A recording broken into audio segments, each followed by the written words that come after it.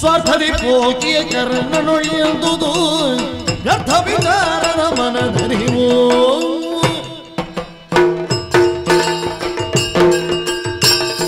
ತೀವ್ರಗತಿಯಲ್ಲಿ ಕಾರ್ಯ ಪ್ರವೃತ್ತನಾಗುವುದಕ್ಕೆ ಕಾರಣವಿಲ್ಲದೇ ಇಲ್ಲ. ಒಂದೇ ಬೇಸರ, ಸಮಾರೂಪದಲ್ಲಿ ಹೀಗೆ ಆಯ್ತಲ್ಲ ಎನ್ನುವುದಾಗಿ. ಎಲ್ಲವೂ ಕೂಡ ನಾವು ಎನಿಸಿದಾಗೆ ನಡೆದಿದೆ. ಕರ್ಣಾರ್ಜುನರ ಕಾಳಗ ಹತ್ತಿಕೊಳ್ಳುವುದಕ್ಕೆ ಯಾವುದೆಲ್ಲ ಅನುಕೂಲವಾಗಿ ಒದಗಿ ಬರಬೇಕು ಅದೆಲ್ಲವೂ ಕೂಡ ಒದಗಿದೆ. ಅಲ್ಲ, ಒಮ್ಮೆ ನನಗೆ ಸಂಶಯ ಬಂದಿತ್ತು. ಯಾಕೆ ಉಭಯರು ಒಂದಾಗಿ ಏಕರಥಿಗಳಾಗಿ ಅರ್ಜುನನನ್ನು ಹೋರಾಡುವುದಕ್ಕೆ ಹೊರಟವರು ಅವರವರೇ ಪ್ರತಿಭಟರಾಗಿ ಕತ್ತಿಯನ್ನು ಹಿಡಿದುಕೊಂಡು ಬಂದರು. ಎಲ್ಲಿದ್ನೋ ಪುಣ್ಯಾತ್ಮ ಕೌರವ ಬಂದು ಅವರೊಳಗೆ ಸಂಧಾನವನ್ನು ಏರ್ಪಡಿಸಿ ಕತ್ತೆತ್ತಿದವರೇ ಮತ್ತೆ ಕೈಕಾಲು ಮುಗಿದು ಮತ್ತೆ ರಥವನ್ನು ಹತ್ತುವಂತ ಸಂದರ್ಭದಲ್ಲಿ ನಾನು ಸಂತೋಷ ಪಟ್ಟಿದ್ದೆ. ಆ ಕ್ಷಣದಲ್ಲಿ ಕರ್ಣ ಒಂದು ವಿಜೃಂಭಿಸಿದ್ದು ನೋಡಬೇಕು. ನನ್ನನ್ನು ಪ್ರಯೋಗ ಮಾಡುವುದಕ್ಕಿಂತ ಮೊದಲಾಗಿ ಎಷ್ಟು ಶರಗಳನ್ನು ಅವನು ಪ್ರಯೋಗ ಮಾಡಲಿಲ್ವ. ಕಡೆಗೆ ಅವನ ಒಂದು ಶಪಥವೂ ಕೂಡ ನೆನಪಾಗಿ ಸೂರ್ಯ ಮುಳುಗುವುದರ ಒಳಗಾಗಿ ಪ್ರಸಂಗ ಮುಗಿಬೇಕು ಎನ್ನುವಂತಹ ಉದ್ದೇಶದಿಂದ ಬತ್ತಳಿಕೆಗೆ ಅವನು ಕೈ ಹಾಕಿದಾಗ ಅಯಾಚಿತವಾಗಿ ಅವನ ಕೈಗೆ ನಾನು ಒದಗಿದ್ದು. ಆಯ್ತಲ್ಲ, ಕೊನೆ ಗಳಿಗೆಯಲ್ಲಿ ತಪ್ಪಿತಲ್ಲ. ಕೊನೆ ಗಳಿಗೆಯಲ್ಲಿ ತಪ್ಪಿದ್ದಕ್ಕೂ ನನಗೆ ಬೇಸರಿಲ್ಲ. ಇವನು ಹೂಡಿದಂತಹ ಕಣೆ ತಪ್ಪಿತಲ್ಲ, ಮೊನೆಯಲ್ಲಿದ್ದಂತಹ ನನ್ನ ಗುರಿ ತಪ್ಪಿತಲ್ಲ. ಹೋಗಿ ಆವೇಶದಿಂದಲಾಗಿ ಗಟ್ಟಿಯಾಗಿ ಕಚ್ಚಿಕೊಂಡದ್ದು ಪಾರ್ಥನ ಕಂಠವನ್ನೇ ಎನ್ನುವುದಾಗಿ ಭಾವಿಸಿದಂತಹ ನಾನು ಹಲ್ಲು ನೋವಾಗುವಾಗ ಗೊತ್ತಾದದ್ದು ನಾನು ಕಚ್ಚಿದ್ದು ಕತ್ತನ್ನಲ್ಲ ಕಿರೀಟವನ್ನು ಎನ್ನುವುದಾಗಿ. ಈಗ ಉಭಯರು ಕೂಡ ಪಶ್ಚಾತ್ತಾಪವನ್ನು ಪಡೆಯುವಂತಹ ಒಂದು ಪರಿಸ್ಥಿತಿ ಇಲ್ಲಿ ಉಂಟಾಗಿದೆ. ನೆನಪಾಗುವುದು ನನಗೆ ಆ ಕಾಲದಲ್ಲಿ ಖಾಂಡವನ ದಹನದಲ್ಲಿ ಇದೇ ಅರ್ಜುನನೆದುರಿಗೆ ಆಡಿದಂತಹ ವೀರಾವೇಶದ ಮಾತುಗಳು. ಕತ್ತರಿಸಿದೆ ಮಮ ಪುಚ್ಛ, ಇದಕ್ಕುತ್ತರ ನೀಡುವೆ ತುಚ್ಛ. ಕತ್ತನು ಕಡಿಯುವ ಜನರ ಹುಡುಕುತ್ತೆ ಸಾಗುವೆ ಅವರ ಎನ್ನುವುದಾಗಿ ವೀರಾವೇಶದ ಮಾತುಗಳನ್ನೆಲ್ಲ ಆಗಿದೆ. ಆಡಿದಂತಹ ಮಾತುಗಳನ್ನು ತೀರಿಸುವಂತಹ ಒಂದು ಗಳಿಗೆ ಬಂತು. ನಾಳೆ ನನಗೆ ಅಭಿಷೇಕ ಆಗ್ತದೆ. ಯಾಕಂತ ಹೇಳಿದ್ರೆ ಮಾತ್ರ ಹತ್ಯೆಯನ್ನು ನೋಡಿದಂತಹ ಮತ್ತೆ ನಾನು ಹಾಲನ್ನು ಮುಟ್ಲಿಲ್ಲ. ಆಗುದಿದ್ರೆ ನಾಳೆ ನನಗೆ ಪಂಚಾಮೃತ ಅಭಿಷೇಕ ಆಗ್ಲಿ ಅಂತ ಹೇಳಿ ನಾನು ಕೂತದಿಲ್ಲಪ್ಪ. ನಾಳೆ ನನಗೆ ಆಗುದಿಲ್ಲ ಅಂತ ಹೇಳಿ ನಾವು ಹೀಗೆ ಕೂತ್ರೆ ಆಗ್ತದ? ಹೋಗಿ ಮಾತಾಡ್ಬೇಕಲ್ಲ. ಇಷ್ಟು ಹೊತ್ತು ಇವರು ಮಾತಾಡಿದ್ದಾರೆ. ಈಗ ನನ್ನ ಮಾತನ್ನು ಕೇಳುವಂತಹ ತಾಳ್ಮೆ ಅವನಿಗೆ ಇಲ್ಲದಿರ್ಲಿಕ್ಕಿಲ್ಲಲ್ಲ, ಇದ್ದಿತಲ್ವಾ? ತೊಡಗುವುದಕ್ಕೆ ಅವನಿಗೆ ಪ್ರಿಯವಾದಂತಹ ಒಂದು ಹೆಸರುಂಟು, ಅದರಿಂದಲೇ ಕರೀತೇನೆ. ಓ ರಾಧೇಯ, ಕೆಟ್ಟಿತಲ್ಲ, ಇಲ್ಲಿ ಕೆಟ್ಟಿತು ರಾಧೇಯ ಲಾಲಿಸು. ಓ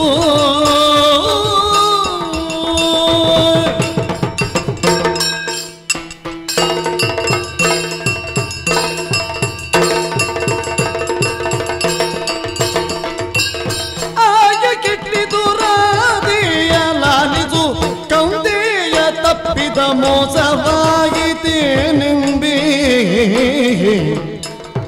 ಪ್ರಿಯದೊಳೊಮ್ಮೆ ವಜ್ರಾಯುಧ ಸುತನಲ್ಲಿ, ಪ್ರಿಯದೊಳೊಮ್ಮೆ ವಜ್ರಾಯುಧ ಸುತನಲ್ಲಿ ನೀ ಎಲ್ಲ ಕಳುಗಲು ನೋಯಿಸಿ ಬಿಡುವೆನು.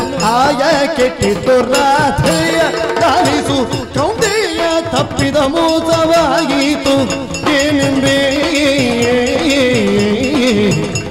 ರಾಧೆ.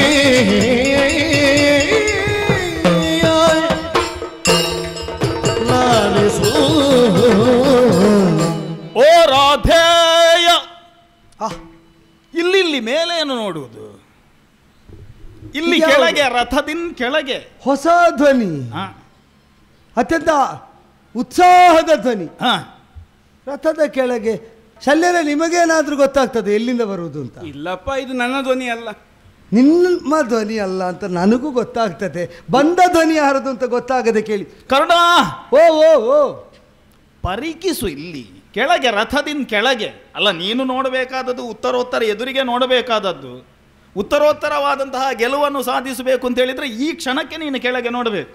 ಇದೀಗ ಆ ಬಾಣದ ಒಳಗಿನಿಂದ ಸ್ವರ ಬರುವುದಾ? ಹೌದು. ಓ ಹೋ ಹೋ ಹೋ ಹೋ ಹೋ ಹೋ. ಬಾಣದ ಒಳಗಿಂದ ಸ್ವರ ಮಾತ್ರ ಅಲ್ಲ, ಎರಡು ಪ್ರಶ್ನೆ ಉಂಟು. ಎಂಥದ್ದು ಪ್ರಶ್ನೆ? ಇದು ನಮ್ಮದು ಹೇಗೆ ಹೋಗ್ತುಂಟು, ಪ್ರಸಂಗ ಹೇಗೆ ಹೋಗ್ತುಂಟು? ಸರಳಿನ ಪ್ರಶ್ನೆ ಆದರೂ ಸರಳ ಪ್ರಶ್ನೆ ಅಲ್ಲ ಇದು. ಸೂರ್ಯಾಸ್ತಮಾನ ಆದ ಮೇಲೆ ಸಂಜಯನ ಬಳಿಗೆ ಹೋಗು ಹೇಳಿ ಅನು. ಇದಕ್ಕೆ ಉತ್ತರ ಇಷ್ಟೇಯ? ಅಂಧನ್ರಪ್ಪ ಕೇಳೈ. ಇನ್ನೊಂದು ಪ್ರಶ್ನೆ ಉಂಟು. ಹೇಗೆ ಇವತ್ತು ಮುಗಿದೀತೋ? ಯಾರು ಮುಗಿಸಲಿಕ್ಕೆ ತೊಡಕು ಮಾಡದಿದ್ರೆ ಮುಗಿಸುವ ಅಂತಲೇ ಉಂಟು ಇವತ್ತು. ಮುಗಿಸಿದ್ರ ಮೇಲೆ ಏನಾದರೂ ಲಾಭ ಸಿಕ್ಕಿತೋ? ನಾವು ಮುಗಿಸುವುದೇ ಲೋಕಕ್ಕೆ ಲಾಭ. ಕಾರಣ ಎಂಥದ್ದು? ಈಗ ಯಾವುದಾದರೊಂದು ಕನಸಿನ ಗೋಪುರವನ್ನು ಕಟ್ಟಿಕೊಳ್ಬೇಕು ಅಂತ ಹೇಳಿದ್ರೆ ಅದಕ್ಕೆ ಒಂದು ಆಯ ಅಂತೇಳಿ ಸರಿಬೇಕಲ್ವ ಕಾರಣ? ಇವ ಯಾವುದೊಂದು ಇಲ್ಲಿ ಅವಸಾನ ಕಾಲದ ಪ್ರತೀಕ್ಷೆಯಲ್ಲಿ ರಣ ಮುನ್ನಡೆಯುವಾಗ ಇವ ನಿರ್ಮಾಣ ಕಾರ್ಯದ ಆಯ ಹಿಡ್ಕೊಂಡು ಬಂದಿದ್ದಾನೆ. ಹೌದು. ಎಂಥದ್ದು? ಯಾಕೆ ನಿರ್ಮಾಣ ಹಂತದಲ್ಲಿರುವಂತಹ ನಿನ್ನ ಕನಸಿನ ಸೌಧ ಮುರಿದು ಬೀಳುವುದನ್ನು ಕಂಡೇ ನಾನು ಆಡಿದ್ದು. ಕಟ್ಟಿದ್ದು ಸರಿಯಾಗ್ಲಿಲ್ಲ, ಬಿಟ್ಟದ್ದು ಸರಿಯಾಗ್ಲಿಲ್ಲ, ಸೇರಿದ್ದು ಸರಿಯಾಗ್ಲಿಲ್ಲ, ಹಚ್ಚಿದ್ದು ಸರಿಯಾಗ್ಲಿಲ್ಲ, ಒಟ್ಟಾರೆಯಾಗಿ ಪ್ರಸಂಗ ಕೆಟ್ಟಿದೆ. ನೀನು ಯಾವ ಪ್ರಸಂಗದ ಬಗ್ಗೆ ಮಾತಾಡ್ತಾ ಇದ್ದಿ? ಈಗ ನಡೆಯುತ್ತಿರುವಂತಹ ಪ್ರಸಂಗದ ಬಗ್ಗೆ. ಇವತ್ತು ಅದು ಕರ್ಣಾರ್ಜುನ ಕಾಳಗ. ಹೌದು. ಕುರುಕ್ಷೇತ್ರ ಕ್ಷೇತ್ರ. ಇದರಲ್ಲಿ ಕರ್ಣಾರ್ಜುನ ಕಾಳಗ ನಾವು ಮುನ್ನಡೆಸ್ತಾ ಇರುವಾಗ ಪ್ರಸಂಗ ಸರಿಯಾಗಲಿಕ್ಕಿಲ್ಲ ಅಂತ ನೀನು ಹೇಳಿ ಯಾರು ಹೇಳಿ? ಕರ್ಣಾರ್ಜುನ ಕಾಳಗದಲ್ಲಿ ಆದ್ಯಂತಿಕವಾಗಿ ಆಗಬೇಕಾದದ್ದು ಅಲ್ಲ. ಅವರ ಪಕ್ಷವನ್ನು ಬಿಡುವ, ನಮ್ಮ ಪಕ್ಷದಲ್ಲಿ ಕುಳಿತು ನಾವು ಮಾತಾಡುವ. ಇವ ನಮ್ಮ ಪಕ್ಷ ಅಂತ ಹೇಳ್ತಾನೆ. ನಮ್ಮ ಪಕ್ಷದಲ್ಲಿ ನಿನ್ನ ನಿತು ತನಕ ಕಂಡದ್ದಿಲ್ಲ. ಈಗ ಕಾಣಲಿಕ್ಕೆ ಈಗಲೂ ನೀ ಪೂರ್ತಿ ಕಾಣ್ತಾ ಇಲ್ಲ. ಹೊರಗೆ ಇಣುಕಿ ಮಾತಾಡ್ತಾ ಇದ್ದಿ ಬಾಣದೊಳಗಿನಿಂದ. ಇದು ಎಂಥದ್ದು ಅಂತ. ಈಗ ಎಂಥದ್ದು ಕೆಟ್ಟದ್ದೆಂಥದ್ದು? ಕೆಟ್ಟದೆಂಥದ್ದು? ಈಗ ಕರ್ಣಾರ್ಜುನದಲ್ಲಿ ಆದ್ಯಂತಿಕವಾಗಿ ನಿನಗೆ ದೊರಕಬೇಕಾದದ್ದು ಯಾವುದು? ಅರ್ಜುನನ ತಲೆ ತಪ್ಪಿತಲ್ಲ, ಕೌಂತೆಯ ತಪ್ಪಿದ. ನಿನಗೆ ಯಾಕೆ ಹತಾಶೆ ಈಗ? ಯಾಕಂತೇಳಿದ್ರೆ ಮೋಸ ಆದದ್ದು ನನಗಲ್ವಾ? ಬಿಟ್ಟದ್ದು ನನ್ನ ಧನುವಿನಲ್ಲಿ. ಹೌದು.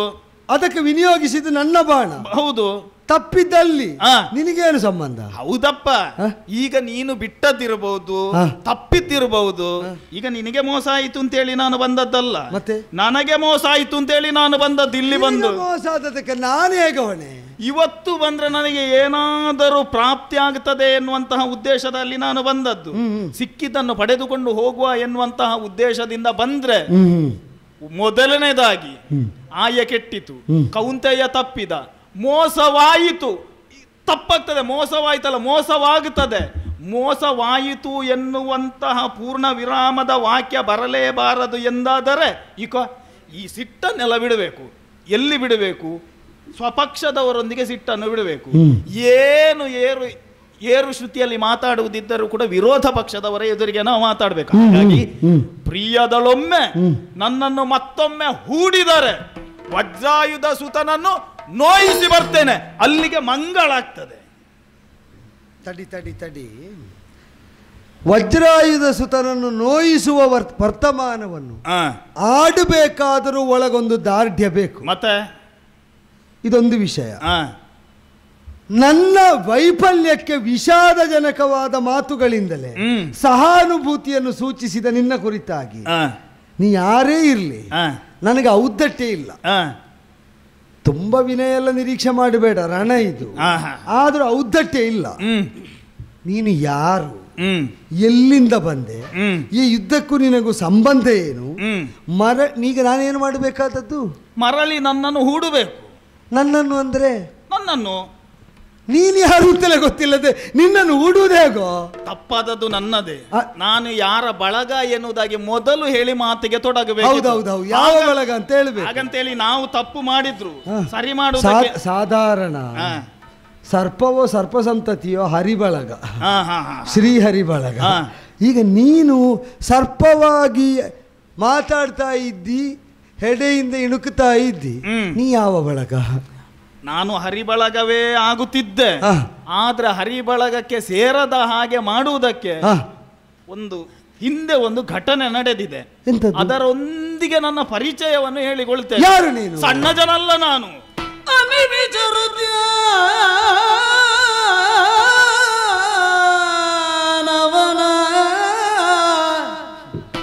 ಅನಿಮಿಷರುದ್ಯಾನವನ ಸೇರಿಕೊಂಡಿರ್ದ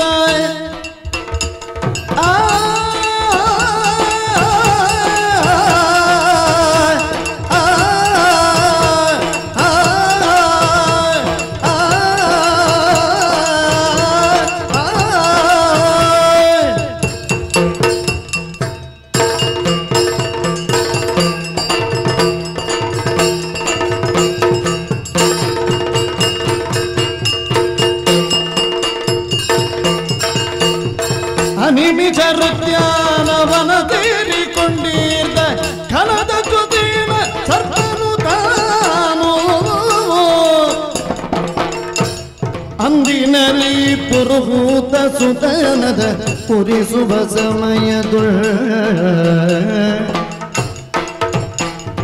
ಪುರುಹೂತ ಸುತನದ ಪುರಿಸುವ ಸಮಯದೊಳ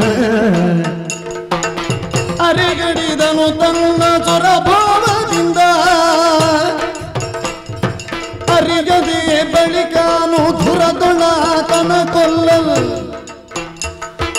ಅರಿಗದೆ ಬಳಿಕಾನು ಧುರದೊಳಾತನ ಕೊಲ್ಲಲ್ ಪುರುಪರಾಕ್ರಮಿ ನಿನ್ನೊಳ್ ಇರುತ್ತಿದ್ದೆನಿಲ್ದ ಅನಿಮಿಷರುದ್ಯಾನ ಮನಸೇರಿಕೊಂಡಿರ್ತ ಕನದ ಜೊತೆನ ಸರ್ಪನು ತಾನು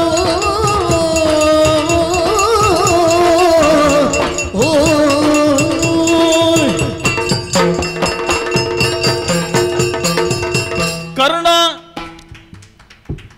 ಸ್ವಪಕ್ಷೀಯನೋ ವಿರೋಧ ಪಕ್ಷದವನೋ ಎನ್ನುವಂತಹ ಸಂದೇಹ ಬೇಡ, ಸಂಶಯ ಬೇಡ. ನಿನ್ನವನೇ ನಾನು, ನಿನಗಾಗಿಯೇ ಬಂದವನು. ನಾ ಕರೆದೇ ಬಂದವನು ಅಲ್ಲಲ್ಲ, ಹಾಗೆಲ್ಲ ಅಲ್ಲ, ನನಗಾಗಿಯೂ ಬಂದವನು. ನಿನ್ನ ಸಂಕಲ್ಪದಂತೆ ಈಗ ನನಗಾಗಿ ಬಂದವನು. ಏನು ಅಲ್ಲ, ಈಗ ಮಾತು ತೊಡಗುವಾಗ ನಿನಗಾಗಿ ಇರಬೇಕಿತ್ತು. ಹೌದೌದು, ದೊಡ್ಡ ದೊಡ್ಡ ಪಾತ್ರಗಳು ವಿಜೃಂಭಿಸುವಂತಹ ರಣರಂಗ ಅಲ್ಲ. ಹೌದೌದು, ಈಗ ನನ್ನ ಮಾತು ಮಾತ್ರ ಕೇಳುವಂತಹದ್ದು. ದೇಹವು ಕೂಡ ಸೂಕ್ಷ್ಮ ಆಕೃತಿಯಲ್ಲಿ ಉಂಟು. ಹೌದೌದು, ಹಾಗಾಗಿ ಬಂದ ಜನ ಯಾರು ಎನ್ನುವುದಾಗಿ ನಿನಗೆ ಗೊತ್ತಾಗ್ಲಿಲ್ಲ. ಗೊತ್ತಾಗಬೇಕು ಅಂತ ಉಂಟು ನನಗೆ. ಹೌದಪ್ಪ. ಈಗ ಯಾವುದೇ ಒಂದು ವ್ಯಕ್ತಿಯ ಯೋಗ್ಯತೆಯನ್ನು ಅಳಿಯುವುದು ಹೇಗೆ? ಅವನ ಹುಟ್ಟಿನ ಹಿನ್ನೆಲೆ ಅಲ್ವಾ? ಹೌದೌದು. ಹಾಗಾಗಿ ನನ್ನ ಹುಟ್ಟಿನ ಹಿನ್ನೆಲೆಯನ್ನು ನೀನು ಕೇಳಿದ್ರೆ ನಾವು ಆಗ ಸ್ವಲ್ಪ ದೊಡ್ಡ ಜನವೇ. ಹುಟ್ಟುವಾಗಲೇ ದೊಡ್ಡ ಜನ. ಹೌದಪ್ಪ, ಹುಟ್ಟಿನಿಂದಲೇ ದೊಡ್ಡ ಜನ, ಹುಟ್ಟಿದ ಮೇಲೆಯೂ ಕೂಡ ದೊಡ್ಡ ಜನ ಆಗ್ತದೆ. ಈಗ ಮಾತ್ರ ಸ್ವಲ್ಪ ನಮ್ಮ ಜೀವನವೇ ಒಂದು ಹಾಸ್ಯಾಸ್ಪದ ಆಗಿದೆ. ಅದೇನು ಹುಟ್ಟಲ್ಲಿ ಅಷ್ಟು ಶ್ರೇಷ್ಠತೆ ಇದ್ದ ಮೇಲೆ ಮತ್ತೆ ಈಗ ಕನಿಷ್ಠ ಆದದ್ದು ಯಾಕೆ? ನಿನಗೆ ನಾಗ ಸಂತತಿಗಳಲ್ಲಿ ಈಗ ನೀನು ಕ್ಷತ್ರಿಯನಾದ್ರೂ ಕೂಡ ಬ್ರಾಹ್ಮಣರಿಗೆ ದಾನ ದಕ್ಷಿಣೆ ಪೂಜಾ ವೃತ್ತಗಳಲ್ಲಿ ತೊಡಗಿಸಿಕೊಳ್ಳುವವನಂತ. ಹೌದು, ಕೇಳಿರ್ಬೇಕು ನೀನು. ಏನಂತ? ತಕ್ಷಕ ನಾಮಾಂಕಿತವಾದಂತಹ ಒಂದು ಸರ್ಪಕುಲ, ಇಂದ್ರಮಿತ್ರನಾದ ನಾಗಕುಲ ಪ್ರಮುಖ. ನೋಡು, ನಾನು ಸ್ವಲ್ಪ ಹೇಳಿದ್ರೆ ನಿಮಗೆ ಪೂರ್ತಿ ಲೋಕವಿಶ್ರುತ ವಿಷಯ ಅಲ್ಲೋ. ತಕ್ಷಕನೆಂಬುದು ಇಂದ್ರಮಿತ್ರ, ಅವನು ನಾಗಕುಲ ಪ್ರಮುಖ, ಅತ್ಯಂತ ಪ್ರಭಾವಶಾಲಿಯಾದಂತಹ ನಾಗಶ್ರೇಷ್ಠ. ಇಷ್ಟು ಗೊತ್ತುಂಟು. ಅಂತಹ ನಾಗಶ್ರೇಷ್ಠನಿಗೆ ಹುಟ್ಟಿದಂತಹ ಮಗ ಹೇಗಿರಬಹುದು? ನೀನೊಮ್ಮೆ ಯೋಚನೆ. ಹೇಗೂ ಇರಬಹುದು. ಈಗ ಹೇಗಿದ್ದಾನೆ? ಈಗ ಹೇಗೇಗೋ ಇದ್ದಾನೆ. ಹೇಗೇಗೋ ಇರಬೇಕಾದಂತ ದೊಡ್ಡವರ ಮಕ್ಕಳು ಹೇಗೂ ಇರಬಹುದು ಅಂತ ಹಾಗೆ ಹೇಳಿದ್ದು ನಾನು. ಅಲ್ಲಲ್ಲ, ಹಾಗೆಲ್ಲ ದೊಡ್ಡವರ ಮಕ್ಕಳು ದೊಡ್ಡವರ ಹಾಗೆ ಇರಬೇಕು. ಹೆಚ್ಚು ಬಿಡು, ಹುಟ್ಟಿಸಿದಂತಹ ಅಪ್ಪನ ಹೆಸರನ್ನು ಉಳಿಸುವಂತ ರೀತಿಯಲ್ಲಿ ಆದ್ರೂ ಇರಬೇಕು. ಇದಕ್ಕಿಂತಲೂ ಕೂಡ ಹೆಚ್ಚಾಗಿ ಅವ ಇರ್ಲಿ. ಈಗ ನೀನು ಯಾರು? ಅಲ್ಲ, ಅದೇ ನನ್ನ ದೌರ್ಭಾಗ್ಯ ಎನ್ನುವುದಾಗಿ ಹೇಳುದು. ನಿಜವಾಗಿ ಆದ್ರೆ ನಾನು ಬಂದ ಕೂಡಲೇ ನಿಜಾರ್ಥದಲ್ಲಿ ಇಲ್ಲಿ ಹೇಗೆ ಆಗ್ಬೇಕಿತ್ತು? ಹೇಗೆ? ನಾನು ಬಂದ ಕೂಡಲೇ ನೀನು ಹಿಡಿದಿರುವಂತಹ ಶರದನುಗಳನ್ನು ನೆಲಕ್ಕೆ ಇಟ್ಟು ಎದುರಿಗೆ ಕುಳಿತಂತಹ ಶಲ್ಯ ಭೂಪತಿಗಳಾದರೂ ಕೂಡ ಕೆಳಗೆ ಬಿದ್ದು ರಣರಂಗದಲ್ಲಿ ನಮಗೆ ಒಂದು ವಿಶೇಷವಾದಂತಹ ನಾಗಾನುಗ್ರಹ ಆಗಿದೆ ಎನ್ನುವುದಾಗಿ ನನ್ನ ಪಾದಗಳಿಗೆ ನಮಸ್ಕರಿಸುವಷ್ಟು ವಿಶೇಷವಾದಂತಹ ಯೋಗ್ಯತೆ ಉಳ್ಳವನು ನಾನು. ನೀನು ತಕ್ಷಕನ ಮಗ ನಾನು. ಘನತರವಾದಂತಹ ಯೋಗ್ಯತೆಯನ್ನು ಹೊತ್ತಿರುವವನು. ಹೆಸರು ಅಶ್ವಸೇನ ಎನ್ನುವುದಾಗಿ. ಅಶ್ವಸೇನ? ಹೌದಪ್ಪ. ಅಂತಹ ಅಶ್ವಸೇನ ಇಲ್ಲಿ ಬರುವುದಕ್ಕೆ ಕಾರಣ ಏನು ಎನ್ನುವುದಾಗಿ ಮನಸ್ಸಲ್ಲಿ ಒಂದು ಬಂದಿರಬಹುದು. ನಾಗ ಸನ್ನಿಧಿಯೇ ಬಿತ್ತರಿಸಬೇಕು ಅಲ್ವಾ? ನಾಗ ಸನ್ನಿಧಿಯಿಂದ ನಮ್ಮ ಕಥೆಯನ್ನು ಕೇಳುವುದಾದರೆ ಕತೆ ಸ್ವಲ್ಪ ದೊಡ್ಡದುಂಟು. ಆದರೂ ನಾಗ ಅಲ್ವಾ, ಭಕ್ತಿ ಉಂಟು. ದೊಡ್ಡ ನಾಗವು ಸುರುಳಿ ಸುಟ್ಟಿ ಅಷ್ಟೇ ಜಾಗದಲ್ಲಿರ್ತದೆ, ಕೆಲವೊಮ್ಮೆ ಬೇಕಾದಾಗ ಮಾತ್ರ ವಿಸ್ತಾರ ಆಗೋದು. ಮತ್ತೆ ನಾನು ಒಂದು ಹೇಳ, ನನ್ನ ಈ ಕಥೆಗಳನ್ನು ಹೇಳಿ ಹೇಳಿ ಅವರಿಂದ ಪರಿಹಾರ ಸಿಗದೆ, ಈಗ ಕೆಲವರೆಲ್ಲರೂ ಕೂಡ ಪರಿಹಾರ ಸಿಗದೆ ನಮ್ಮ ಸಂತತಿಗೆ ಪೂಜೆ ಮಾಡುವುದು. ನನಗೆ ಬಂದ ದೋಷಕ್ಕೆ ಯಾರಲ್ಲಿ ಪರಿಹಾರ ಮಾಡುವುದು ಎನ್ನುವುದಾಗಿ ಪರಿಹಾರ ಸಿಗದೆ ಇನ್ನು ಯಾರಲ್ಲಿಯೂ ಕೂಡ ಹೇಳುವುದಿಲ್ಲ ಎನ್ನುವುದಾಗಿ ನಾನು ಕುಳಿತದ್ದು. ನಾಗನಿಂದ ದೋಷ ಬರುವುದುಂಟು, ಇದು ನಾಗನಿಗೆ ದೋಷ. ಹೌದಪ್ಪ, ಅದೇನು ಸಣ್ಣ ದೋಷ ಅಲ್ಲ. ಕರ್ಣ, ನಾವೆಲ್ಲರೂ ಕೂಡ ವಿಹರಿಸುತ್ತಿದ್ದಂತಹ ಒಂದು ವನ ನಿನಗೆ ಗೊತ್ತಿರಬೇಕು, ಖಾಂಡವ ವನ. ಖಾಂಡವ ವನ ಅದು ಇಂದ್ರನಿಗೆ ಸೇರಿದ್ದು. ಇಂದ್ರವನ ಅಂತಲೂ ಅದನ್ನು ಕರೆಯುವುದು. ಹೌದಪ್ಪ. ಹೇಗೂ ನನ್ನ ತಂದೆಯ ಮಿತ್ರ ಇಂದ್ರ, ತಕ್ಷಕನ ಮಗ ಅಂತ ಹೇಳಿದ್ಯಲ್ಲ. ಹೌದೌದು. ನಿನ್ನ ಹೆಸರೇನು ಹೇಳಿದೆ? ಅಶ್ವಸೇನ. ಅಶ್ವಸೇನ, ಹೌದು. ಸೇನ ಉಂಟು. ಹೌದೌದು. ಒಂದು ರೀತಿಯಲ್ಲಿ ನಾಗಕುಲದಲ್ಲಿ ಹುಟ್ಟಿದ್ರು ಕೂಡ ಒಂದು ಆ ಕ್ಷಾತ್ರ ಉಂಟು. ಹೌದಪ್ಪ, ಇರಲೇಬೇಕು ಎನ್ನುವುದಾಗಿ. ಕ್ಷಾತ್ರ ಮಾತ್ರ ಅಲ್ಲ, ಸೂರ್ಯನ ಸೈನ ಸೇನ ಅಂದ್ರೆ ಸೂರ್ಯನ ಪ್ರಖರತೆ ಉಂಟು. ಹೌದೌದು. ಇದು ನೀನು ಹೇಳಿದ್ದು ಒಳ್ಳೇದಾಯ್ತು. ಬದುಕಿದ್ರೆ ಇನ್ನೊಂದು ಕಡೆಯಲ್ಲಿ ಹೇಳ್ಬಹುದಲ್ಲ.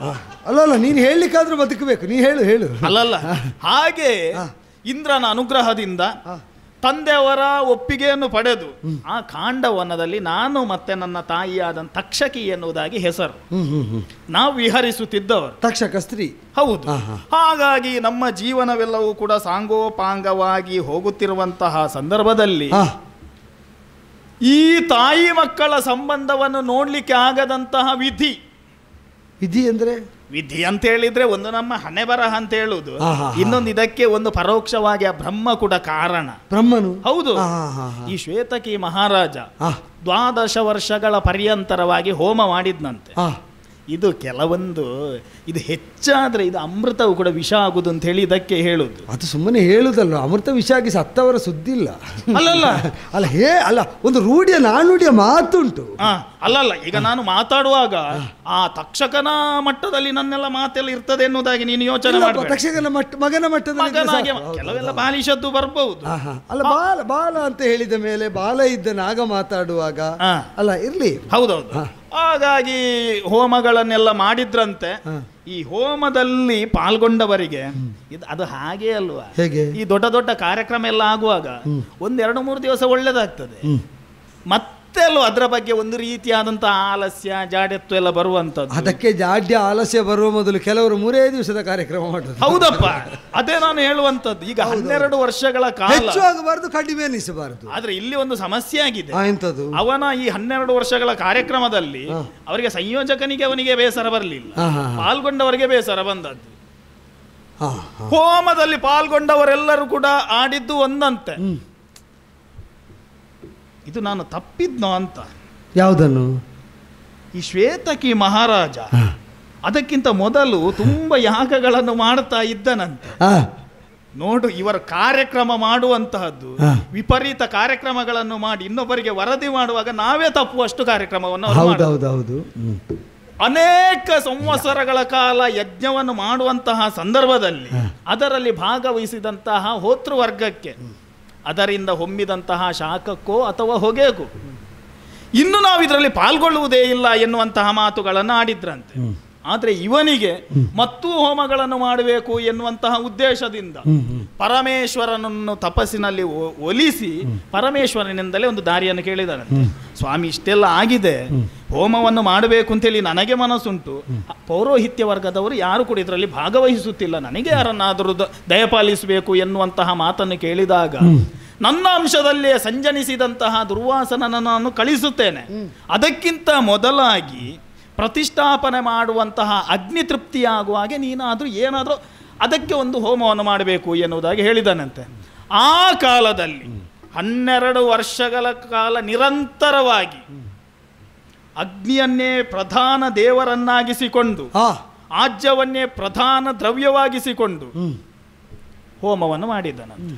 ನಿರಂತರವಾದಂಥ ಹೋಮದಿಂದ ನೋಡು, ಈಗ ನಾವು ತಪ್ಪಿದೆವು ಅವನ ಪ್ರಕರಣವನ್ನು ಹೇಳುವಾಗ. ಸರ್ವಭಕ್ಷಕನಾದಂತಹ ಅಗ್ನಿಗೂ ಕೂಡ ಜೀರ್ಣ ಬಂತಾನೆ. ಹಾಗಿದ್ದರೆ ಈ ನನ್ನ ಹಣೆ ಬರಕ್ಕೆ ಕಾರಣ ಯಾರು ಎನ್ನುವುದಾಗೆಲ್ಲ ಅವನ ಹಣೆಯಲ್ಲಿ ಬರಹ ಬರೆದಿದ್ದಾನೋ ಇಲ್ಲೋ ಗೊತ್ತಿಲ್ಲ.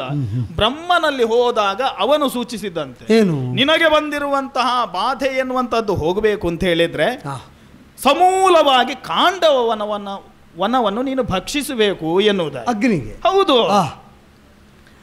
ಅಗ್ನಿಗೆ ಗೊತ್ತಿಲ್ವೋ ಕಾಂಡವನ ದೇವೇಂದ್ರನಿಗೆ ಸೇರಿದ್ದು ಎನ್ನುವುದಾಗಿ?